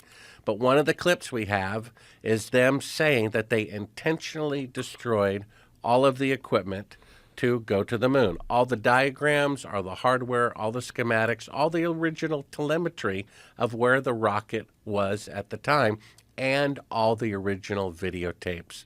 Ron Howard's grandfather warned him the moon landings were fake. He didn't listen. He wanted to make an IMAX movie. He went to NASA, said, give me all the originals so I can transfer it to HD, and project it at 120 feet wide. They said, give us a couple of days. And in those days, they lost every single original videotape from every single Apollo mission. Now, if you really went to the moon and spent $200 billion, the last thing you would do is destroy that technology. But if you perpetrated a fraud, that's exactly what you would do. So what is this, Jamie? I think video of them practicing. So is this This is landing, but not landing? taking Is off. that there's Neil Armstrong? It's the same machine, I believe. So this is the one that he was practicing on that he almost died in? Look at that thing. Wow, that's crazy. There's also an article I found about how they filmed it. They tried on Apollo 15 and 16 and failed for different reasons, and then they finally got it right on 17. So it was a timing thing. So several second delay. Here it goes. The cameras were very successful capturing the images of numerous EVAs, but while they could be controlled from Houston, it was felt that several second delay between Earth and the moon would make capturing the module's ascent impossible. So the plan was to pre-program the camera and hope that NASA camera operator in Houston, Ed Fendel, got his timing just right. On Apollo 15, the tilt mechanism malfunctioned, meaning the camera was never panned upwards, and thus the lunar module rapidly accelerated upwards and out of the picture. On Apollo 16 mission, the astronauts actually parked the rover in the wrong place, so while the cameras worked perfectly, it was too close to the module, and again, once it lit up the engines, it accelerated swiftly out of picture. Happily, Apollo 17 got everything right, but what is perhaps most remarkable about looking back on it was that no one realized the significance of the liftoff at the time. Persistent rumors suggest that NASA had to pay the networks to cover Apollo 17 mission at all, and when final liftoff of humanity from the moon took place, it barely raised a mention on that evening's news reports. That's a really important point, too, because people were really tired of it. Like, they were mad that it was interrupting I Dream of Jeannie. I Love Lucy. Oh, that's what it was. I Yes. Love Lucy. Yeah. Well, that's from Wikipedia that continually defends the fake moon landings. In fact, if you type in moon landing fraud, you don't get anything about the fraud. You get 1,000 videos defending, the supposed moon missions. Now, if the moon missions are real, then anyone who says otherwise is an idiot. Okay, so how did if they defend? If I were going around saying George Washington was not the first president, it was really Mickey Mouse, do you think there'd be 1,000 videos to reassure people that George Washington was the first president and not Mickey Mouse? But there's 1,000 videos out there that took tens of thousands, hundreds of thousands of hours to produce to defend the moon landings. If it's so obvious, they should speak for themselves. It has to be continually supported because it's made out of straw. That's why. So the lunar module leaving the surface of the moon, how did they practice that? If it was the first time they ever pulled that off, the first time they ever tried it? Was that Apollo 11? I think they used a simulation. But did they do that on the moon? Well, they couldn't practice. They Right, had to so- do but it they- for the first time. Did- They did- did did it they have the flawlessly every ability? single time. Did they have the ability to land something on the moon and have it take off remotely? Did they have that kind of control back then? No, I don't think so. Probably not, right?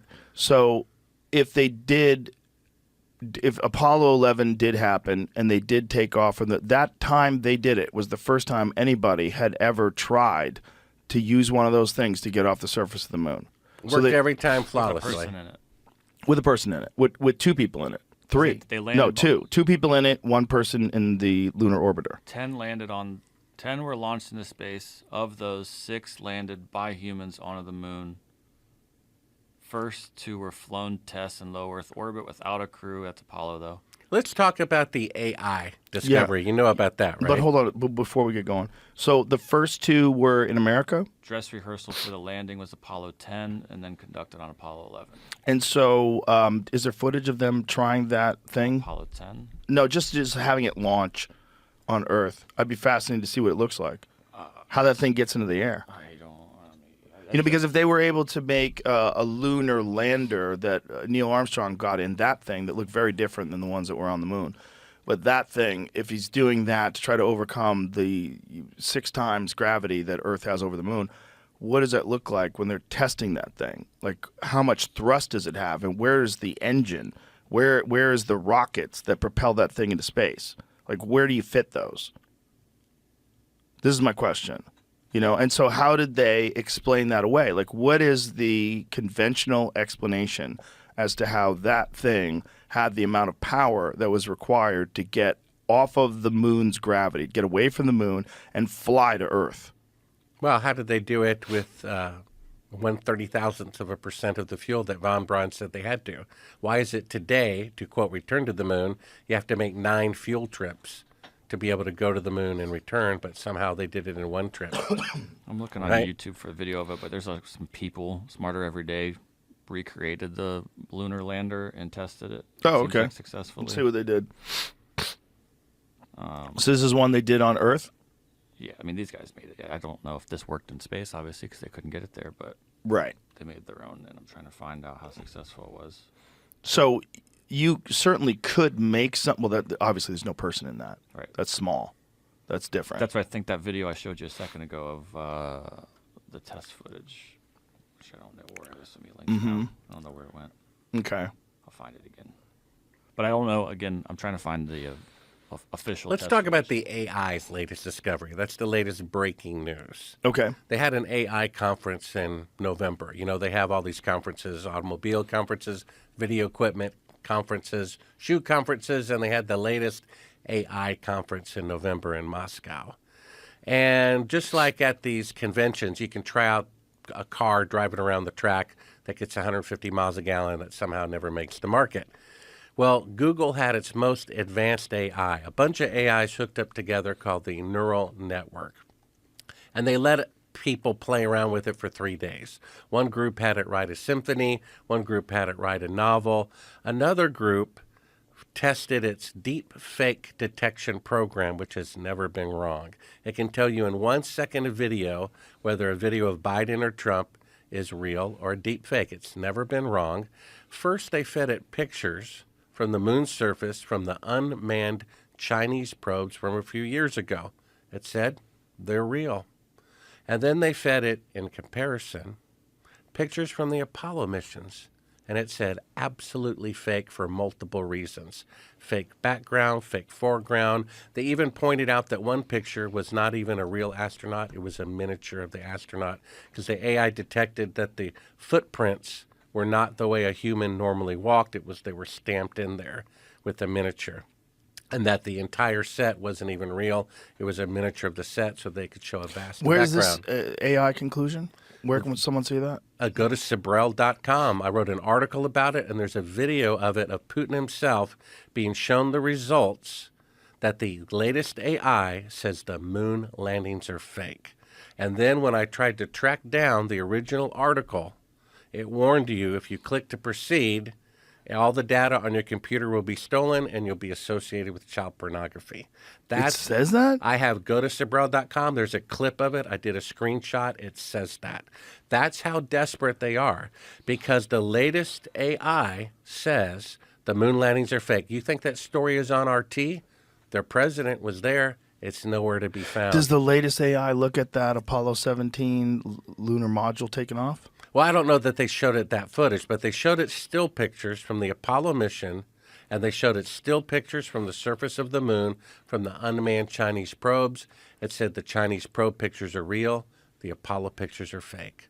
The smartest AI in the world with a deep fake detection program that's never been wrong. How is that not public? How is that not major news? Exactly, right? Why is it that Fox News cancels their #1 program if they're in the business to make money?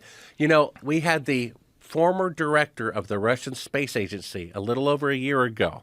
He said the moon missions were fake. Fox News calls me up the next day. They said, Bart, we want to do an hour-long special about whether the moon landings are real or not. And we just want to be honest with you. We haven't read your book. We haven't seen your film. And irregardless of what's in there, we will conclude that the moon missions are real. The point is to reassure the public. And then, during that hour-long program, which I saw after the fact, they had a quote from one scientist in 1969 that said, congratulations, and therefore they said, see, the Russians think it's real. And I'm like, well, what about the former director of the Russian space program who said 6 weeks ago that it was fake? They deliberately don't mention that. You think RT is Who out? said it was fake? Which guy? Well, the former director of the Russian Space Agency. Who is he? His name is Dmitry Rogozin. And he said that the Apollo missions are fake. And Fox News calls me up. They had to put out that fire.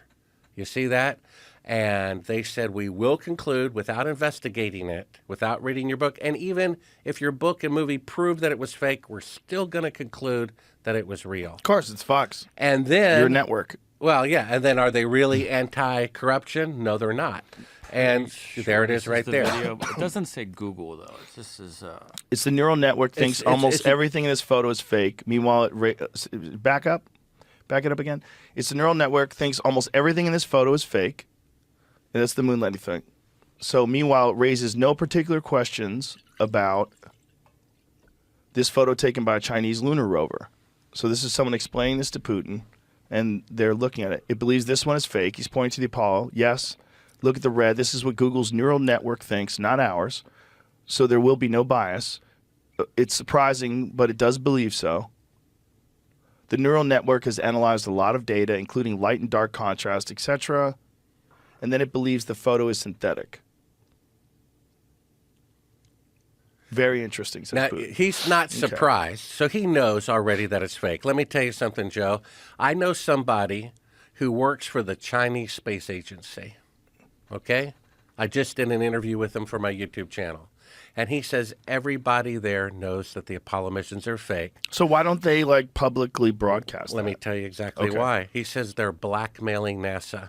NASA is giving them illegally, according to their own federal law, secret space technology in exchange for China not blowing the whistle. And that's the alleged reason why it must be real. The Russians would have found out and the Chinese would have found out and they would have blown the whistle. That's just not true. Let's say I had a picture of a world leader with a prostitute. I could upload it to the internet and take them down, and then that would be it. Or I could blackmail them year after year after year. And that's what I have a source in the command center of the space station at China Space Agency. He says they know, everyone knows it's fake.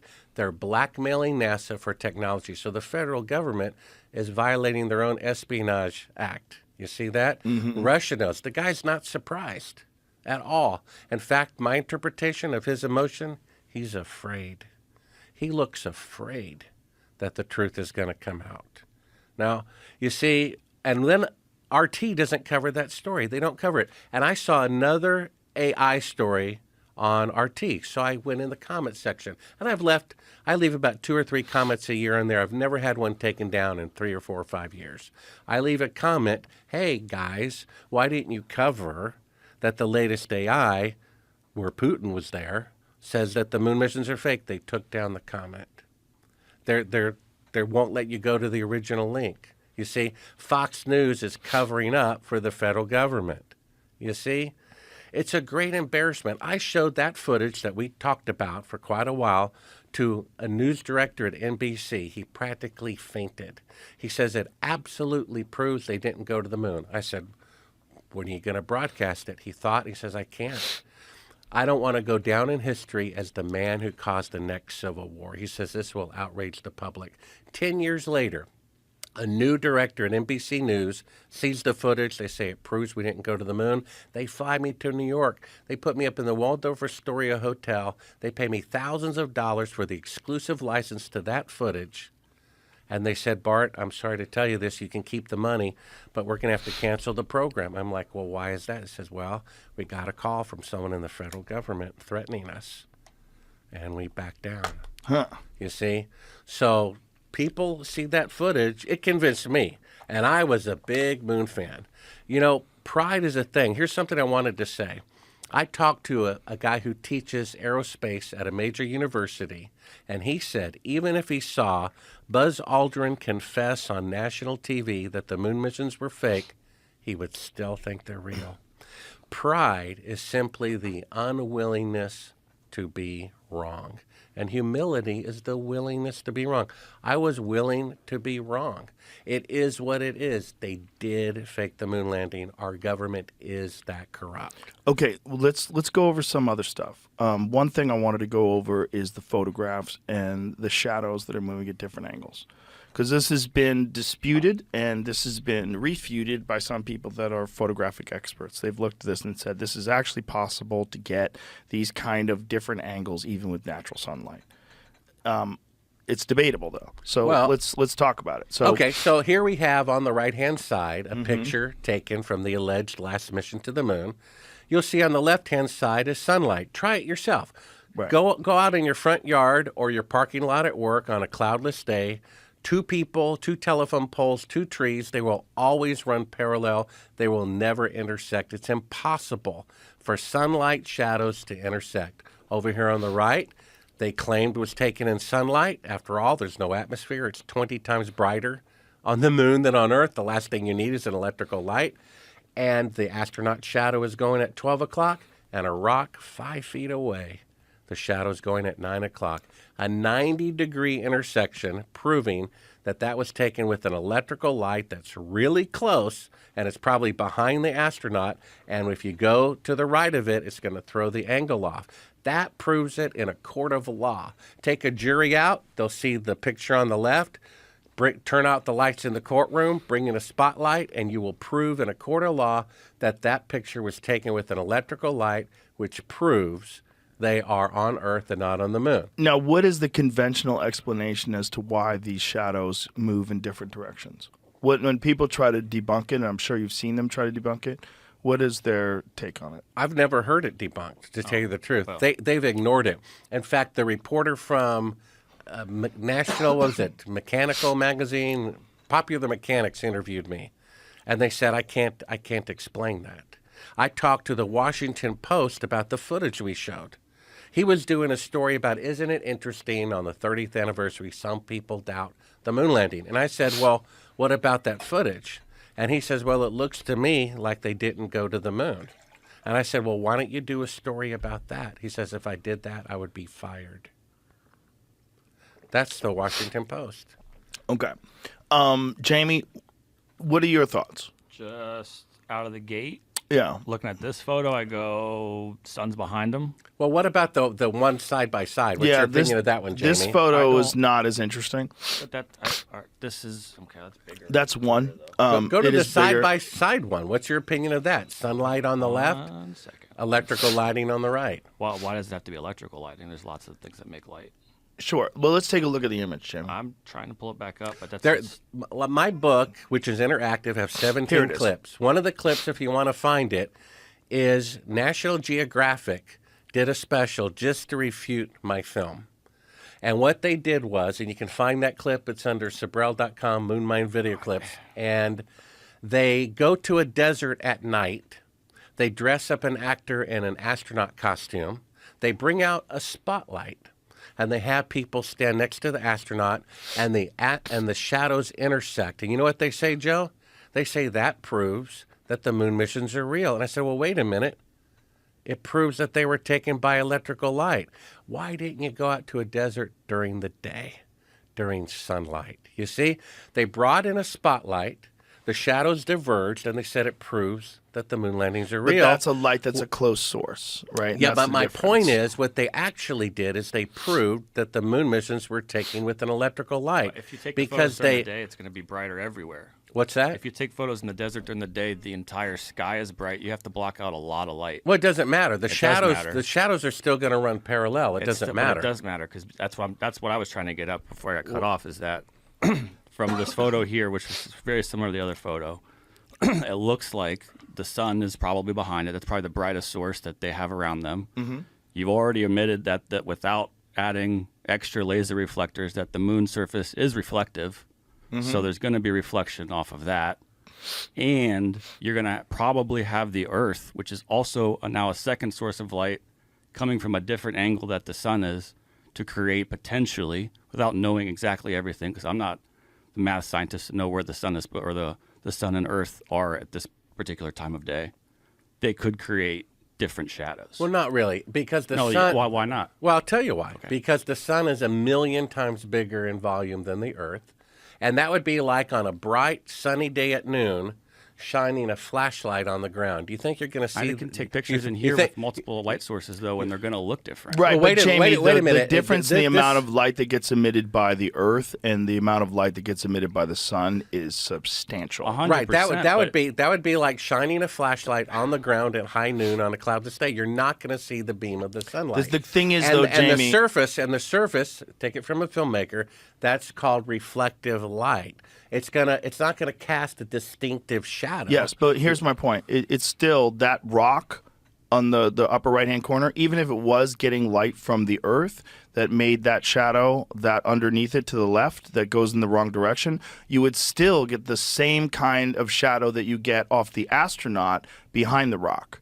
There's no reason why that would blast out that shadow. That shadow would be significantly stronger. All right, that's why this is the reason I wanted to go with the different photo, because that's the one he sent and has other stuff on it. I wanted to try a different photo. Well, this one is not nearly as convincing.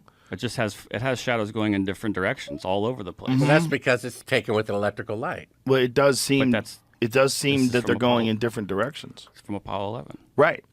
Well, Apollo 11, they're saying was taken with electrical light, Jamie. What are you saying? No, he's saying it's from electrical light. My point here right now, look, the sunlight behind the guy's head, right over here on the left, shadow coming to the right, over here on the right, Well, shadow who going to says the it's left. sunlight? Right, but That's your- Jamie, that's if your you had assumption. had electrical light, If it were above, sunlight, the shadows would be parallel. You're actually proving it's an electrical light because sunlight is parallel.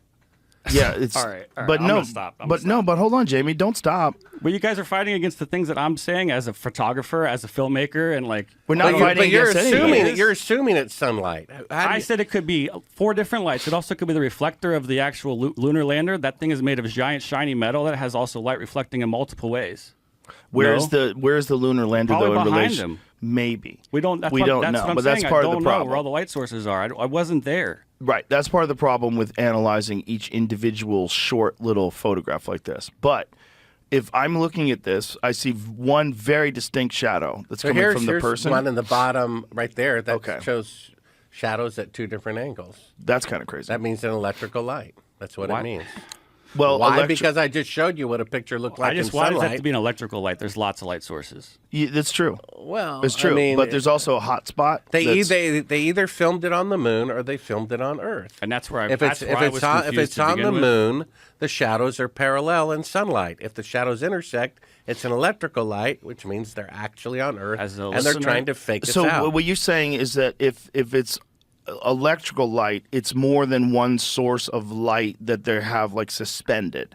And so these are going to cast light in different directions, and it's going to create shadows that come at different angles, as opposed to the enormous sun, which bathes everything in a fairly even distribution of light. Yeah, if there's 2 light sources, like 2 electrical lights, they'd run in different directions. Right. Or if there's one light, because it's close. The sun is 93 million miles away.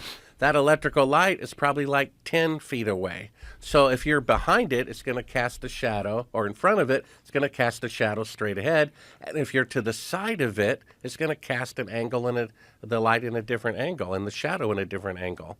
And okay, and so this one is just normal. I mean, look at this picture on the right. This is the most famous picture. Get the original off of eBay. They've color corrected this. The soil and the original picture around his feet is caramel brown.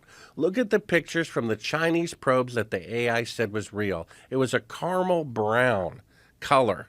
And they had the background grayish blue. And they said, oops, we can see the fake background too easily. So they color corrected them.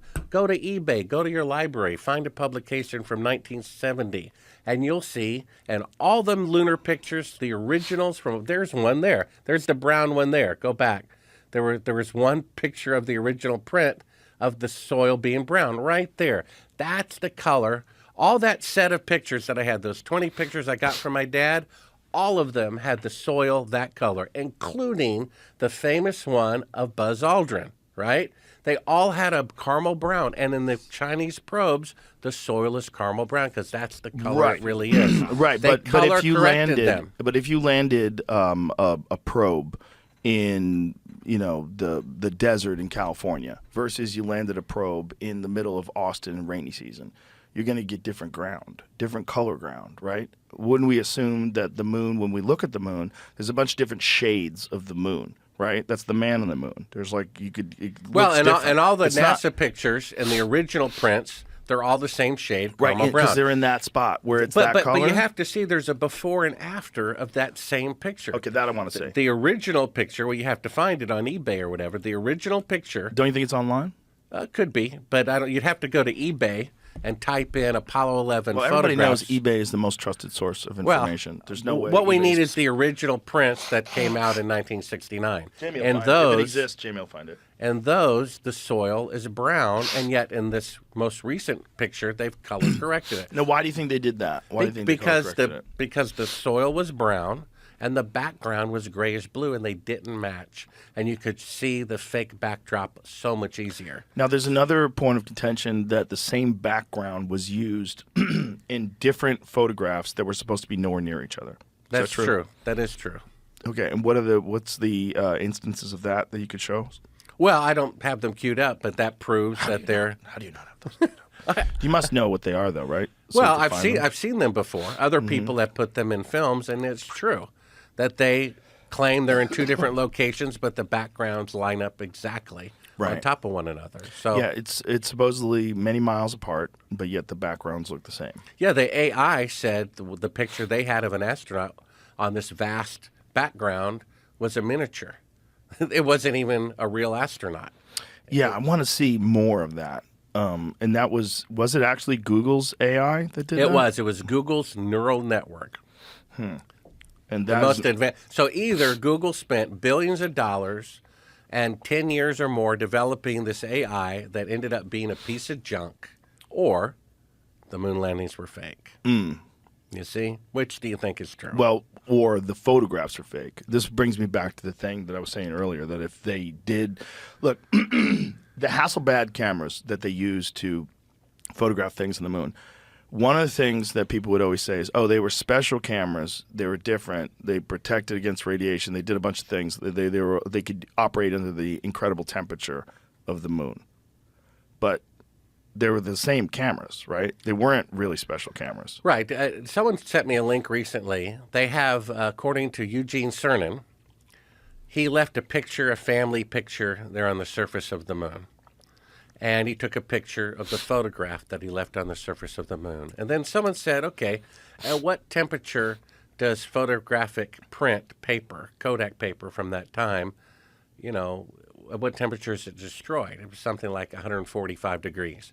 Well, it's 100 degrees hotter than that on the moon, and the picture looks perfectly fine. Right, but how long does it take before the image Oh, it's to be gets destroyed? immediately. Immediately. Yeah. And so the AI said that.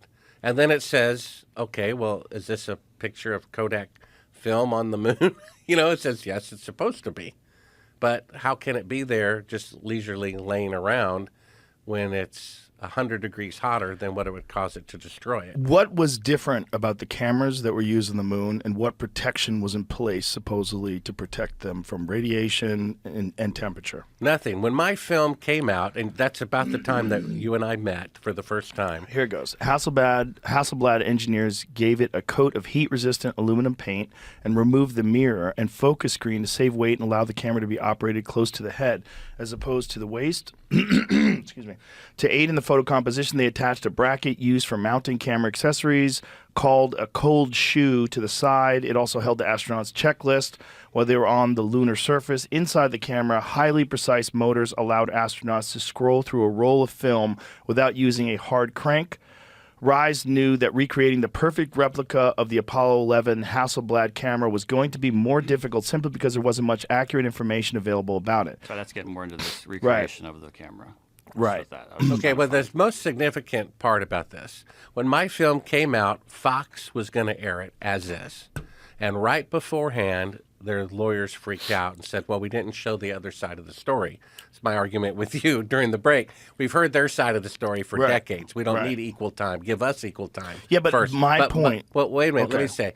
So they made a special where they interviewed me. It was Conspiracy Theory, Did We Go to the Moon? Aired 3 times by popular demand. I saw that. One of the most convincing parts is they interview the representative from Hasselblad Cameras. They show him a picture of allegedly a guy on the surface of the moon in sunlight, and he's embarrassed. He says, I don't know why it looks like that. Looks like he's standing under an electrical spotlight to me. And it's also because of the hot spot, right? It's created That's by right. the spotlight. So the guy who made the camera says that pretty much that the pictures are fake. He doesn't know why. It looks like an electrical light is lighting him, not the sun. And again, that could be because it was almost impossible to recreate those photos, to create those photos. Well, they showed simulations so many times during the 1969 television pictures. They didn't have that much actual footage. I don't think they would have a problem saying, well, we just, destroyed the pictures. All we have is a TV image. It is really, really crazy that they destroyed all the original footage. If I really went to the moon, or I was in charge of a mission that really went to the moon, and someone said, well, we got to put in fake pictures, I'm like, no way. Because people are already saying the moon missions are fake. I would never allow fake footage to be shown in a real mission. If they really went, it would jeopardize the credibility of it. They would never do it. If you had a say. But also you have to take into consideration that people that back then, there was no VCRs. They would air this once, and in their mind, that would be it. No one anticipated VCRs, no one anticipated DVDs, and certainly no one anticipated the internet. No one anticipated a podcast. No one anticipated YouTube videos. No one anticipated someone being able to analyze and look at these things. No one anticipated AI being able to look at the images and determine that they were fake. I haven't heard your devil's advocate excuse yet, Joe, for why they intentionally destroyed a $200 billion investment. That doesn't make any sense to me. It doesn't make any sense to me why they would destroy the footage. It doesn't make any sense to me why they would not have the telemetry data. It doesn't make any sense to me. I can't think of a reason why other than gross incompetence. Which No, the they government, said they intentionally destroyed Yeah. it, not accidentally. That's I mean, if also there was gross if there was incompetence. any technology you might intentionally destroy, maybe the atomic bomb after World War II. We used it to end the war. Now let's just destroy it all. Yeah, but you they can't do that didn't. because then other people are going to have it. Well, the point But is, I see what you're saying. Yeah, I see what you're saying. 10 years later, it's 1,000 times more powerful. Right. So there's why no would they reason destroy that to destroy technology it. unless they're covering their tracks of a fraud? Now, one of the things about this is that this subject is connected instantaneously with idiocy. If you believe the moon landings are fake, you are a moron. And it's something that is pushed heavily, especially by people that only have a cursory understanding of the moon landing itself. And their argument is it would actually be more difficult to fake the moon landing than it would be to actually go. Well, that's not true. Was the film The Martian shot on location in Mars? Well, No. that was much later. Well, but the Okay? point is, But you know what I'm saying? When 1969 technology. that saying Occam's razor that the simplest Occam's razor is the simplest explanation is true. But they've got it backwards. The film The Martian wasn't shot on location on Mars. It was done in a TV studio. It's easier to fake a moon mission than it is to go to the moon, obviously. And yet they're so desperate to say that the moon landings are real, they say it upside down. They say it's easier to go than to fake Well, something. they say it's easier to go than to fake it and keep it secret all these years. But they did. Only a handful of people knew the truth. Right? The guy in the command center can't tell the difference between a real flight and a fake one. Right? There's only 3 eyewitnesses and no independent press coverage. They have complete control. Everything's over what we see. compartmentalized. Yeah. So they did fake it. We have the fact that you can't have 1,000 times greater technology in the past than in the future, right? We have the footage of them faking being halfway to the moon. We have shadows intersecting at 90 degrees, which can only be done with an electrical light. And we have an eyewitness of Cyrus Eugene Akers. And then there's another clip. I think it's clip 7, Jamie. I interviewed Edgar Mitchell in his house for my second follow-up film, Astronauts Gone Wild. I showed him the fake footage that we just looked at. He turned beet red, got mad. Where did you get this? Get out of my house. Started cursing at me, kicked me from behind. And in the commotion, we left a high-quality wireless microphone on him. And in the commotion, my camera operator forgot to hit stop record. So while the camera is in the back seat of the rental car, in the guy's driveway, he's in his house with the door closed, and we're recording his private conversation with his son. And you'll hear them say, "Do you want to call the CIA and have him whacked?" They're talking about me. Now, if they really went to the moon, and I'm some idiot who thinks it was done in a TV studio, why would they care? Why would the CIA care? And why would a civilian Apollo astronaut have the CIA in his Rolodex? Do you see? That's indirect proof that they didn't go to the moon, because why would they be talking about having me killed by the CIA if they really went, and I'm some silly person who thinks they faked it? You see? Let's hear that. You have that recording? Yeah, I gave him the time code there. Okay. And then so my book goes into all these things that are not in the film. Have him whacked. So here's you climbing into the car. See you later. In court, I hope. You want to call the CIA? Have him whacked. And there it is. So that's the son saying that. That's right. Okay. And How old is his son at the time? Well, he was about, I guess, 23 years old. Okay, but 23-year-olds are retarded. Well, You get a 23-year-old kid, they're dumbass, they're mad, their dad just got punked. You know, the whole thing's happening. Your dad kicks this guy, fuck this guy, you want to call the CIA, have him whacked?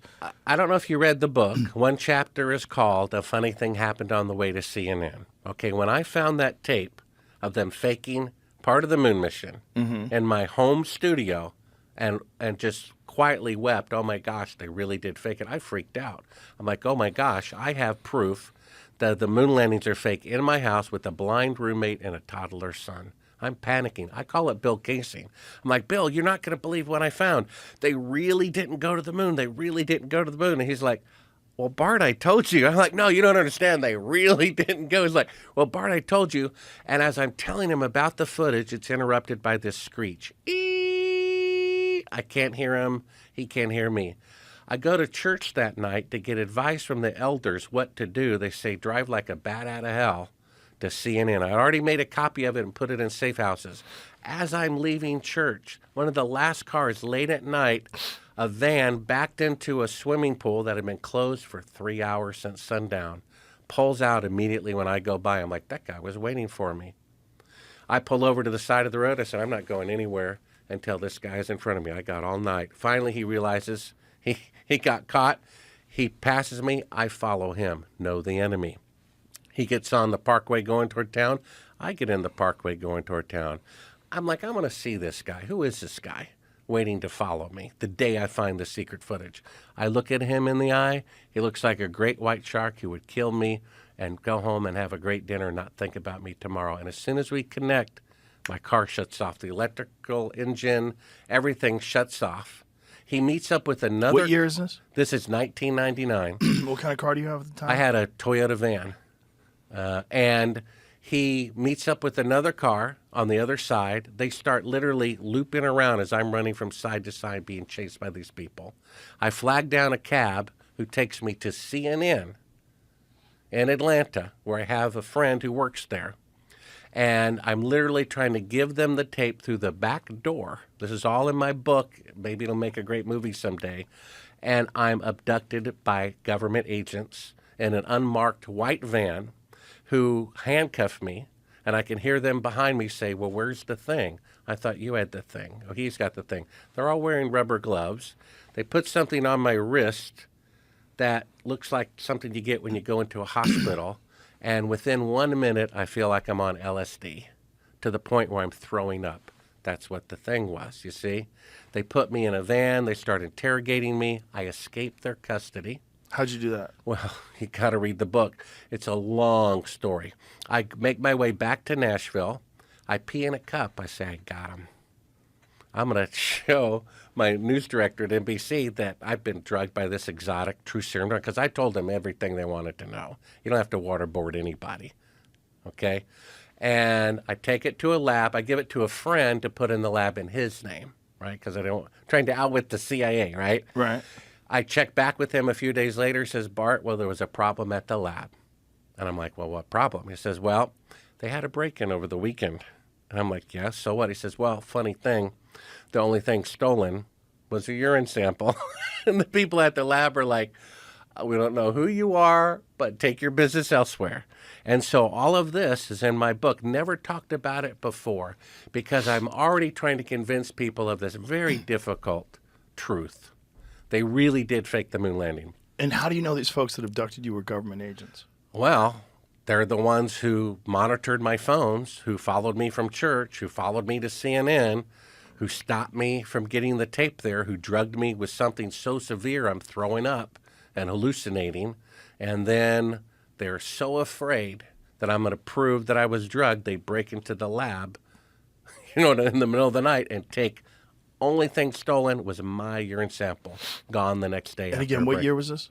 That was 1999. I'm going to sneeze. Sorry. Allergies. Yes. Truth, you're allergic to truth? No, I'm Okay. allergic to whatever's in the air in Austin. We were talking about it before the show that I made fun of people that have allergies. Alfalfa tablets. Help me out a lot. Got to take like 4 or 5 a day. Okay.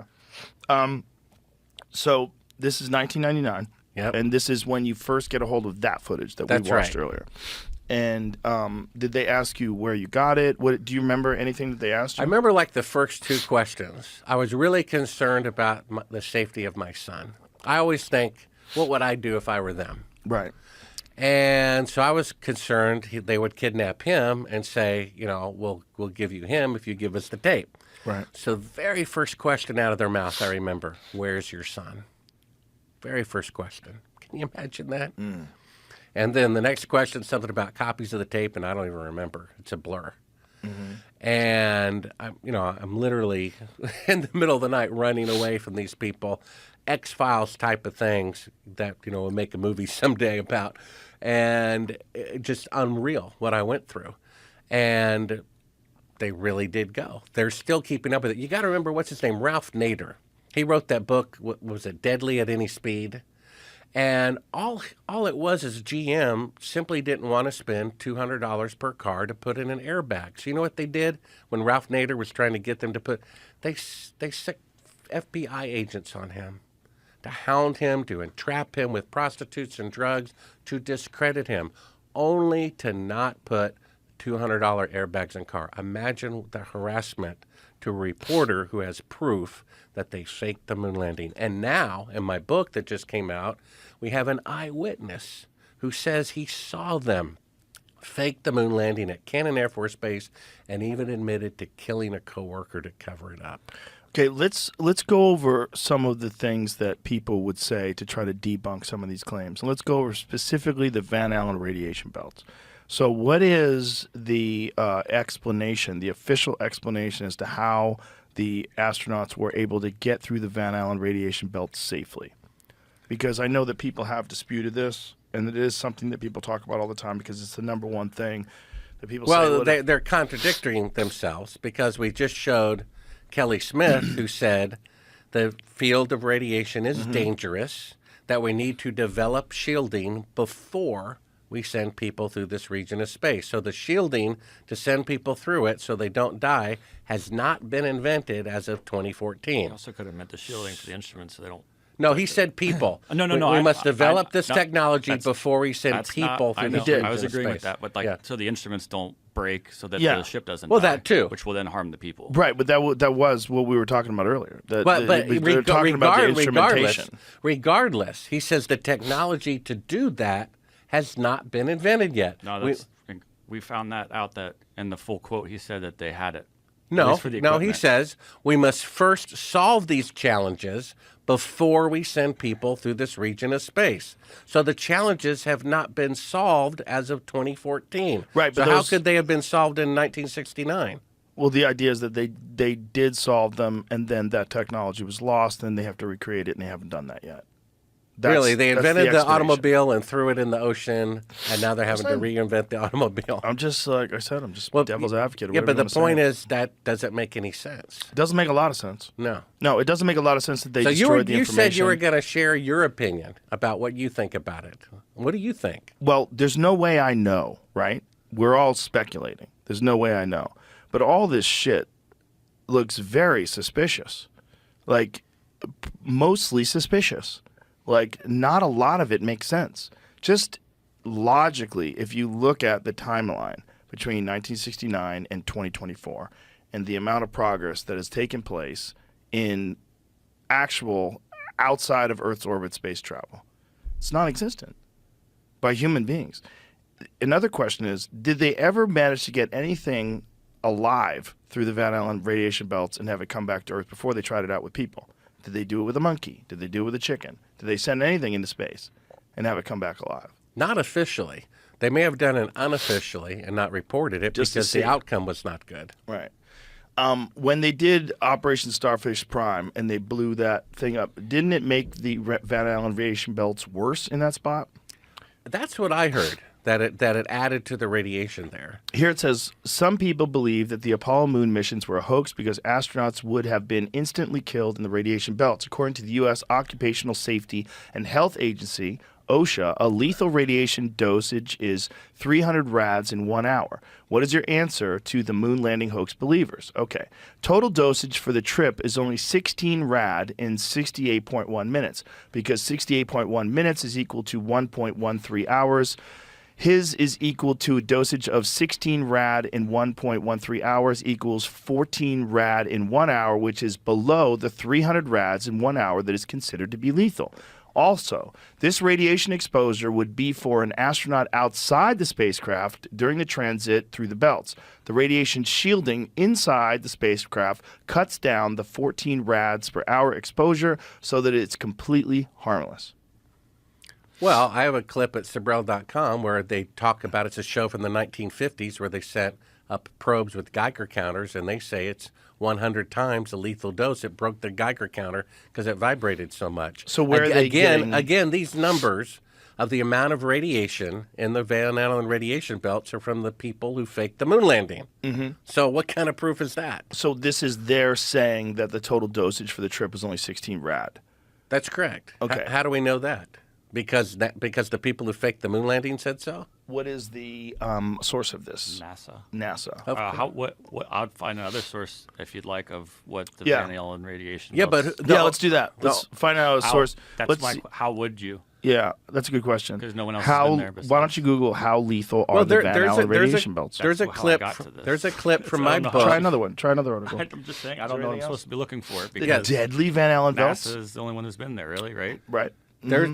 There's a clip from my book at Sibrel.com that has a scientist showing the radiation levels and talking about how it's a barrier between deep space travel. He Now, says so. what is causing that radiation?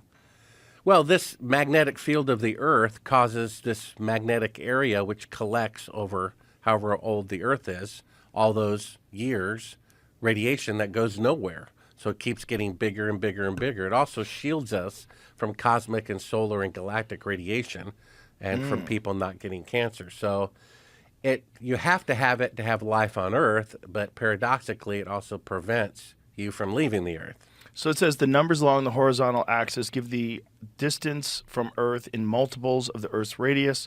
The inner Van Allen belt is located at about 1.6 RE. The outer Van Allen belt is located at about 4.0. The distance of 2.2, there's a gap region between these belts. Satellites such as the Global Positioning System orbit in this gap region where the radiation effects are minimum. So there's a gap in between the two belts, and says the International Space Station and Space Shuttle on this scale orbit very near the edge of the blue Earth disk in the figure, so are well below the Van Allen radiation belts. So most of the space stations, space shuttle travel, all that stuff is in that area. Well, it's below. They're at 250 miles. The radiation begins at 1,000 miles. Right. I think in 1996, the space shuttle went up to 365 miles, one of its highest altitudes. CNN reported this word for word. The radiation belt surrounding the Earth is more dangerous than previously believed. So how is it that astronauts 600 miles away from it know more about it than astronauts that allegedly went through it to the moon and back? You see that? That's not possible. We have article after article that says that the radiation belts are an obstacle to going to the moon. We have George Bush Jr. saying we're going to return to the moon in 10 years. Of course, he said that 20 years ago. And he says, but first, we need to learn how to protect the astronauts from radiation. Why not do it the way that worked so well on the Apollo missions? So what kind of protection how thick was the aluminum shielding? 1/8 of an inch. 1/8 of an inch. And was there anything, a coating on the inside of it that protected them further? No, just 1/8 of an inch of aluminum. And how much protection would 1/8 of inch of aluminum provide? Well, half as much as a dental X-ray, lead vest, or less than that. But they would experience much more radiation than that. That's right. Now, if this is saying that it's well below the lethal threshold, is there anything that disputes that? Is there anything that you can point to that shows that the Van Allen radiation belts are significantly more powerful than what they're saying? Like this article that you said was from CNN from the 365-mile trip.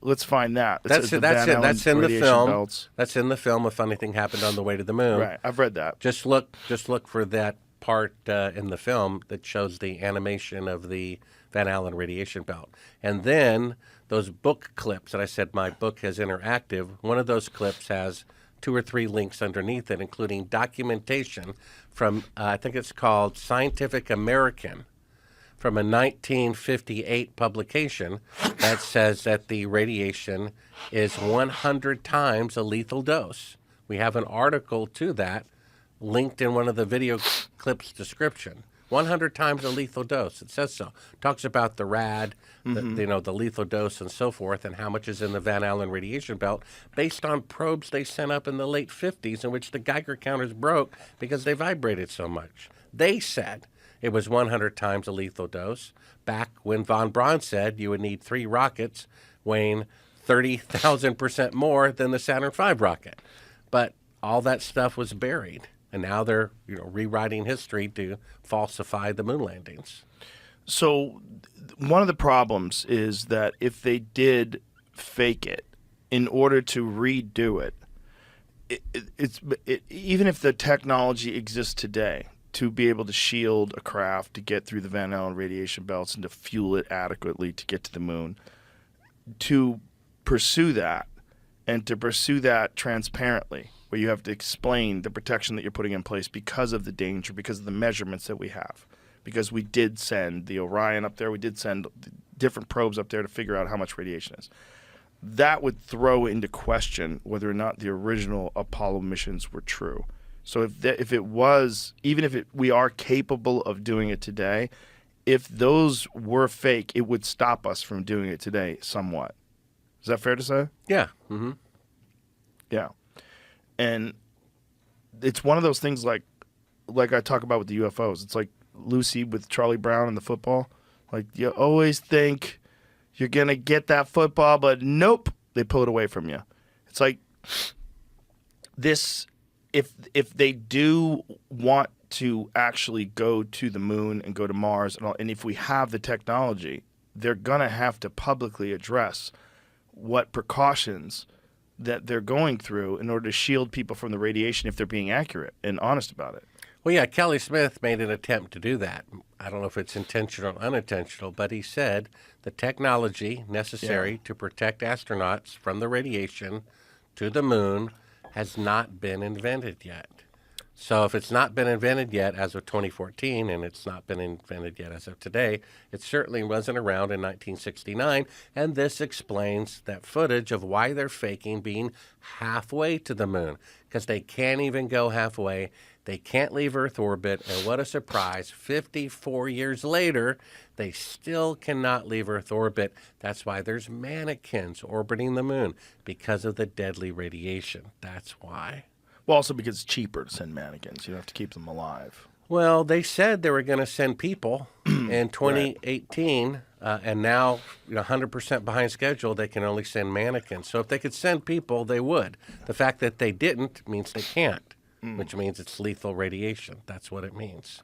Well, that seems to be the most logical impediment, right? That and micrometeors. Well, and the fuel. And the fuel. Because Elon Musk, he's a smart guy. He says it's going to take 9 fuel trips in order to have See enough if you can fuel. find him saying that, Jamie. I think it's 8. 8? I looked it up. Oh, I'm sorry, 8. 8 So fuel trips. Pull up him saying that. I think he's made it more efficient now. He's made bigger containers. So now what it's do only people 8. that are confronted by this information that wanted to refute it, what do they say? Well, the college professor I talked to said even a confession from Buzz Aldrin that the moon missions were fake wouldn't dissuade him from the glorious moon landings. He would still think they were real Elon anyway. Musk says it would take 8 Starship launches to fuel up a single moon trip. Elon Musk isn't entirely sure how many Starships it will take. I would just for that's without creating a new rocket to create a new payload to create the amount of fuel they'd have to take. That's just what they already have. Just Yeah, to do he with- said the moon landings were his historical anomaly, meaning they're out of place to have had greater technology in the past and in the future. I believe he knows that the moon missions are fake, but he needs cooperation with NASA to fulfill his dreams, and he's playing ball. I would probably do the same thing. Yeah. Yeah. That makes sense. This is one of those subjects, and this is why so many people are reluctant to take it on. But if you even talk about the moon landing being fake or entertain a person like yourself that says this, you're automatically put in the category of being a fool. Isn't that interesting? If you believe the lie, you're intelligent, and if you believe the truth, you're a fool. Not just that, it's self-policed. And it's policed by a large percentage of the population that will certainly attack you after this video and say, why did I have you on? This guy's a crank rather. What has anyone ever tried to sit down and debunk you? Because I'm inviting someone to do that if they want to do that with you. Because once this comes out, I know there's going to be a lot of people that are outraged. The best way to stop it would be for someone to sit down and go over in every detail why you're wrong. And has anybody ever done that? I've never debated anybody about whether it was real or not. Nobody ever wanted to? No one ever asked me to debate them.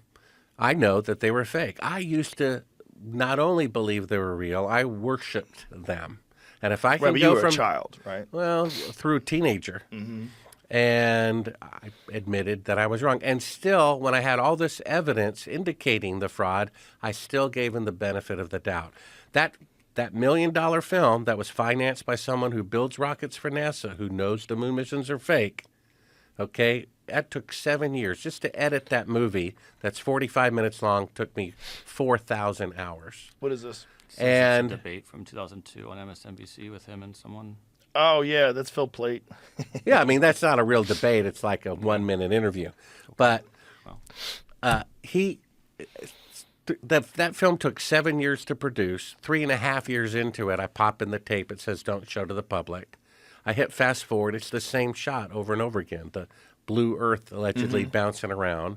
I'm like, well, let me listen to that from the top. We never played the talk, by the way. Right. I hear a third track of audio prompting them to fake a 4-second radio delay. And I'm like, that's not the window, is it? That's not the window. The lights come up. And then it dawned on me they really did fake the moon landing. So before that, you were on the fence? Well, originally I thought they went and thought it was the greatest thing. I worshipped it by having pictures in my room for many years. And it was just Bill Casing coming out? That and looking at the pictures as a filmmaker. I'd become a filmmaker whose job is to make fake scenes look real. And I could tell that they were fake backgrounds. I could tell that the shadows intersected. I said, still, that's not enough proof for me to say such a thing as they faked it. But when I found that footage of them faking being halfway to the moon right in front of your eyes with the third track of audio of the CIA telling them to fake a 4-second radio delay, that's it. The two NBC News director agreed it proves they didn't go to the moon. And the weird thing is, Joe, this is the linchpin. This is the finger out of the dike. You know, the JFK witness list, they say is 200 people they knocked off to keep that a secret. 9/11, 3,000. Maybe they killed 20 people to cover it up.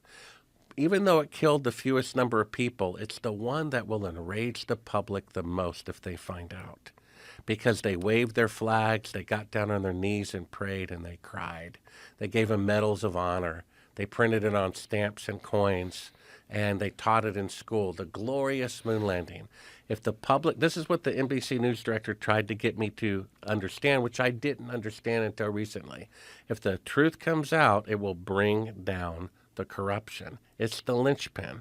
The moon landing fraud coming out has to happen, or we will never have honest government ever again. Let's look at the Apollo 11 post-flight press conference, because this is a weird one.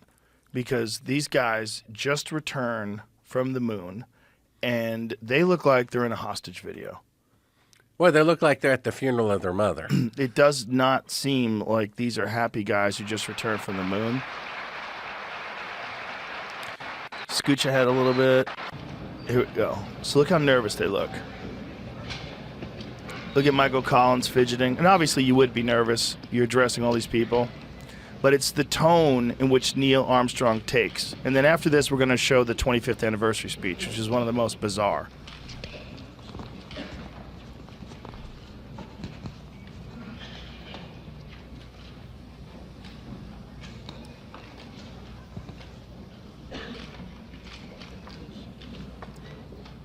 Yeah, go to him talking. This is right about. Over its developing and unfolding. Go back a little bit. Go back a little bit so you can hear It's from. an adventure. Here we go. It was our pleasure to have participated in one great adventure. It's an adventure that took place not just in the month of July, but rather one that took place in the last decade. We all here and the people listening in today had the opportunity to share that adventure over its developing and unfolding in the past months and years. It's our privilege today to share with you some of the details of that final month of July that was certainly the highlight for the three of us of that decade. We're going to divert a little bit from the format of past press conferences and talk about the things that interested us most, in particular the things that occurred on and about the moon. We will use a number of films and slides which most of you have already seen, and with the intent of pointing out some of the things that we observed on the spot which may not be obvious to those of you who are looking at them here from the surface of Earth.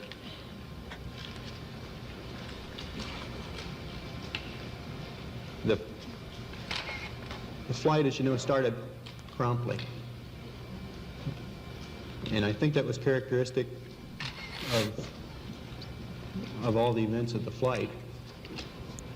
The Saturn gave us one magnificent ride, both into Earth orbit and on a trajectory to the moon. Our memory of that actually differs little from the reports that you have all heard from those previous Saturn V flights, and the previous flights served us well in preparation for this flight in the boost as well as the subsequent phases.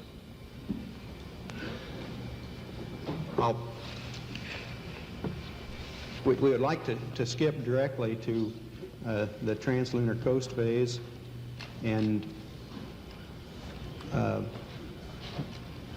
remind ourselves of the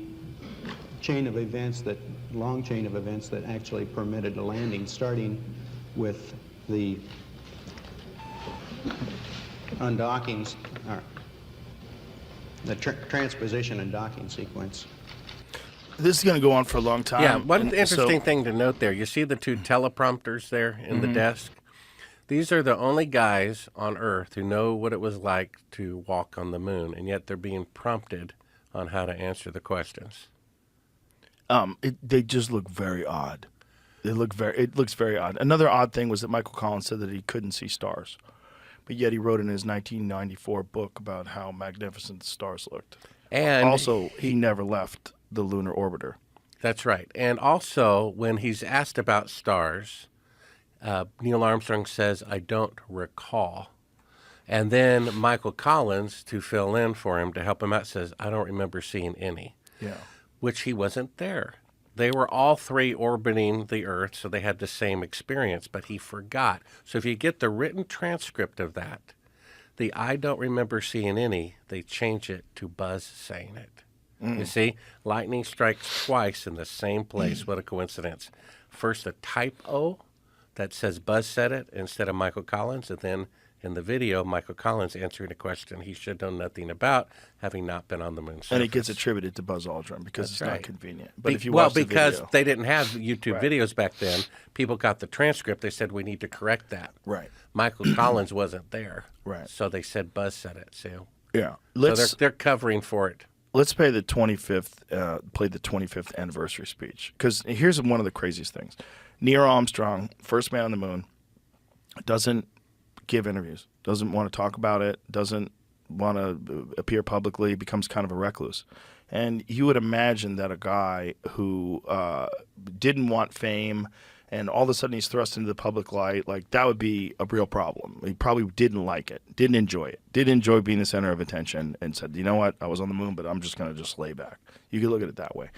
Or you could look at it like if you have a guy from a public relations perspective, he's one of the most valuable people to interview of all time.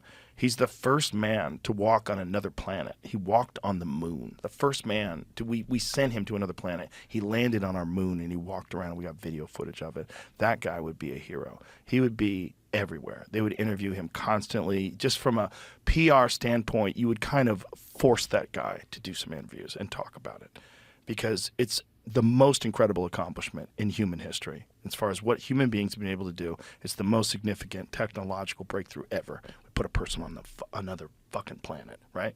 But he doesn't do that. He doesn't talk to anybody. And then he gives a speech.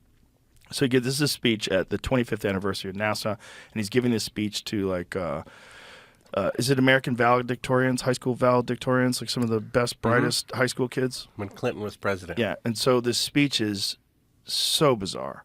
I've never seen anybody give a rational explanation as to what the hell he is saying, other than he's trying to tell you that something is bullshit. So listen to the speech.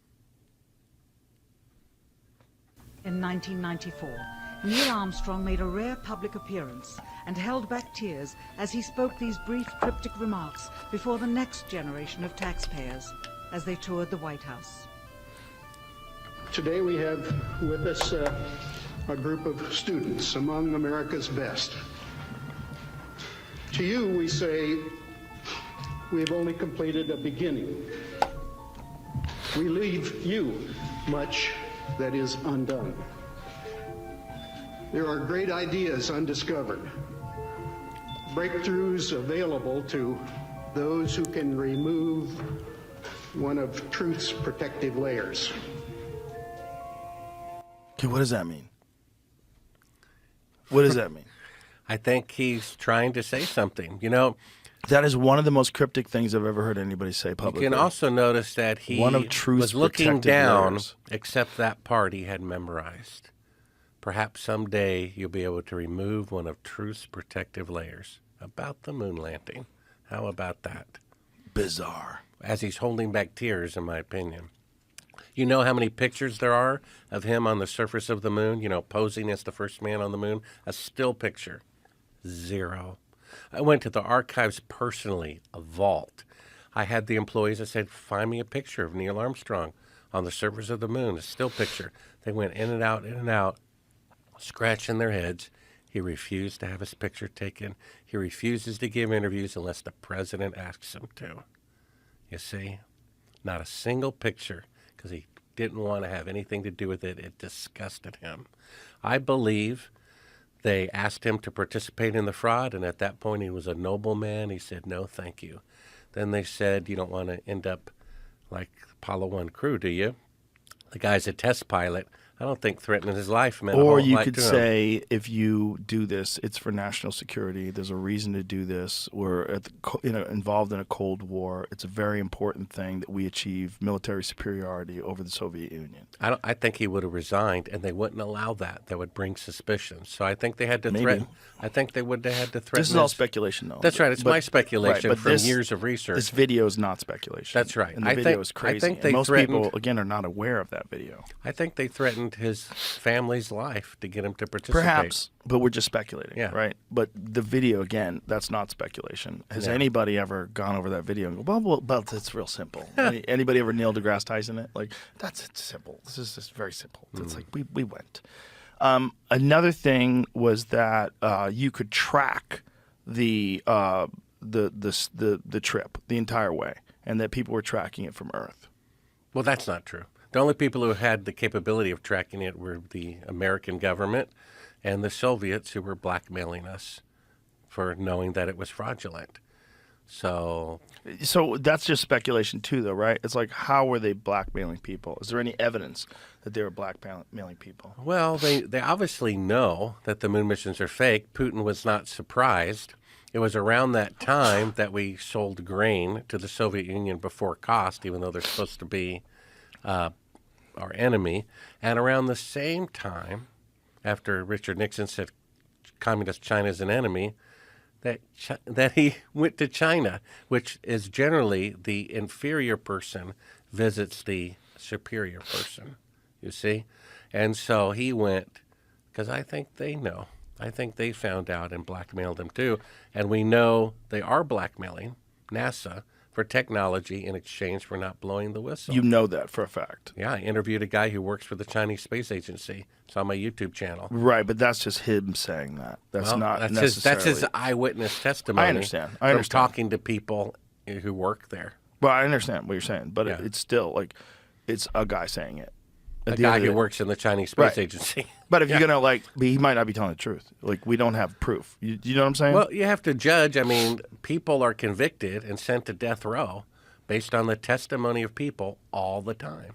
right. But this is So- one guy saying something extraordinary, and extraordinary claims require extraordinary evidence. It's not that extraordinary that China would find out about the moon landing fraud and instead of blowing the whistle would blackmail as a more valuable tool of the information. I think that's what the Soviets are doing too. We're being blackmailed. It's another good reason for the truth to come out, so we won't be blackmailed by China and Russia anymore.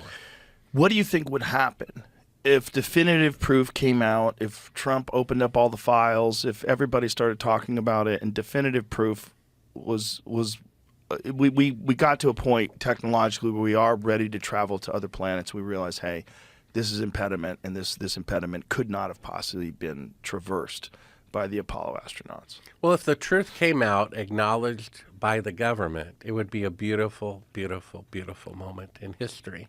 Because the faking of the moon landing is so much more significant than if they had actually gone. It shows the sad fallen state of mankind. It would be like throwing a glass of water in the public's face. They wake up, they realize they've been sleepwalking, and they look down, and they're 1 foot away from a cliff. It would be dead silence. Oh my gosh, that's who we are. Not just as a nation, but as a species. We can't even tell the truth about such a thing. But wouldn't the problem then be we would have to revamp the entirety of government? If that's the case, the intelligence agencies have done this. If they really did kill Kennedy, if they really did fake the moon landing, if they really did all the things that we think they did, no one would have faith in them anymore. That's right. And maybe that'll happen. And so be it. You know, the stock market could crash. The dollar could crash. It could ruin the reputation of the United States of America. But we have a gangrene limb. William Benny, you know, worked for the NSA for 30 years. He says the CIA, the NSA, they're spying on the private cell phone conversations of Supreme Court justices to get dirt on them, to blackmail them into voting the way the CIA and NSA tell them. That's a dangerous situation for a country to be in. There needs to be a major, major house cleaning. I'm not even sure what would happen if, let's say, all the federal government ran on electricity and you could unplug it all with one plug. I'm not sure what would happen to you and me and everyone else's life if we unplugged the federal government. I don't know why we can't just have the independent states of America and manage our own affairs, because they are so corrupt. They're killing their own president. They're starting war after war based on lies and fabrications, right? We have so many murders of people that they have done themselves. The federal government is killing their own people, and we're funding it. It's wrong. What they're doing is morally wrong. Our leaders are gangsters. What are we missing? Like, what have we not covered? We've basically done this right now. We're at like 3 hours plus. We've been talking about this. What have we left out? Anything? Well, I think we've covered most of it. We have the fact that shadows can't intersect unless it's electrical light. We have footage of them faking being halfway to the moon. We have the deathbed testimony of an eyewitness who saw them filming Apollo 11 at Cannon Air Force Base. And we have the fact that you can't travel 1,000 times further into space in 1969 on the first attempt with 1 minute the computing power of a cell phone than you can 50 years later. Technology has never been better in the past and in the future. That proves it. If it weren't a sweet lie that people loved and don't want to give up, people would see the truth for what it is. That's an interesting thing, too, that you said it's a positive lie. It is. Yeah, it's not a lie like that got us into a war that wound up killing innocent civilians that we know happens. JFK is dead, and all the people in 9/11 are dead, regardless of who did it and why. This is different. This is taking candy away from people and giving them manure. They're defending the candy. Okay. Would you be willing to debate somebody? If I Sure. get someone to come on here and prepare and talk to you and refute all this stuff. Sure. Okay. So we'll put that out there because I would like to see that. I would Okay. like to see how someone describes that away Okay. and what they think about this. Because I'm sure there's eyeballs rolling and fingers hitting keyboards right now. People are getting get very outraged at this conversation. But I don't think the right way to handle this is to not talk about it or to silence someone. I think if you're wrong, the right way is to let you lay out your best argument and have someone refute that best argument. So I hope that at least is attempted. Okay. And you've been at this a long time, Bart. You look tired of talking about the moon landing? Well, How long have you been at this for? It's a historic importance because the faking of the moon landing for mankind is more significant than if they'd actually gone. That they lied to the world, embezzled money, murdered their own people to cover it up. And to not know that truth is like having cancer and not knowing. We have to know. We can have a great awakening about everything else, but if we still are deceived about the greatest accomplishment of mankind, you see, then there is no great awakening. It's a spiritual issue. It's a spiritual battle between truth. It's ironic. You know, there was a famous writer who said about the Tower of Babel, the monument to their pride became a memorial to their folly. And if the truth comes out, that will happen. Do you think that this is a subject that even intelligent people that get this information, if it resonates with them, that they're going to try to ignore? Well, because yeah, it's so controversial that you instantly get labeled a kook if you believe this. The problem with intelligence is people can be smart, but only within a narrow field. Like I asked my doctor, get this, what do you know about natural medicine? You know what they said? Virtually word for word. All I know is what pill to prescribe for this illness that I was taught in university. That's all I know. They're intelligent within that narrow field, but they can't critically think. And universities are universal thinking. I was forbidden by the University of Pittsburgh after having a contract to speak to a student body group about the moon landing fraud. They forbid it. In the free speech, free expression United States of America. You see, this is a major problem. People are emotional about this. They have to be willing to be wrong, and people are so arrogant.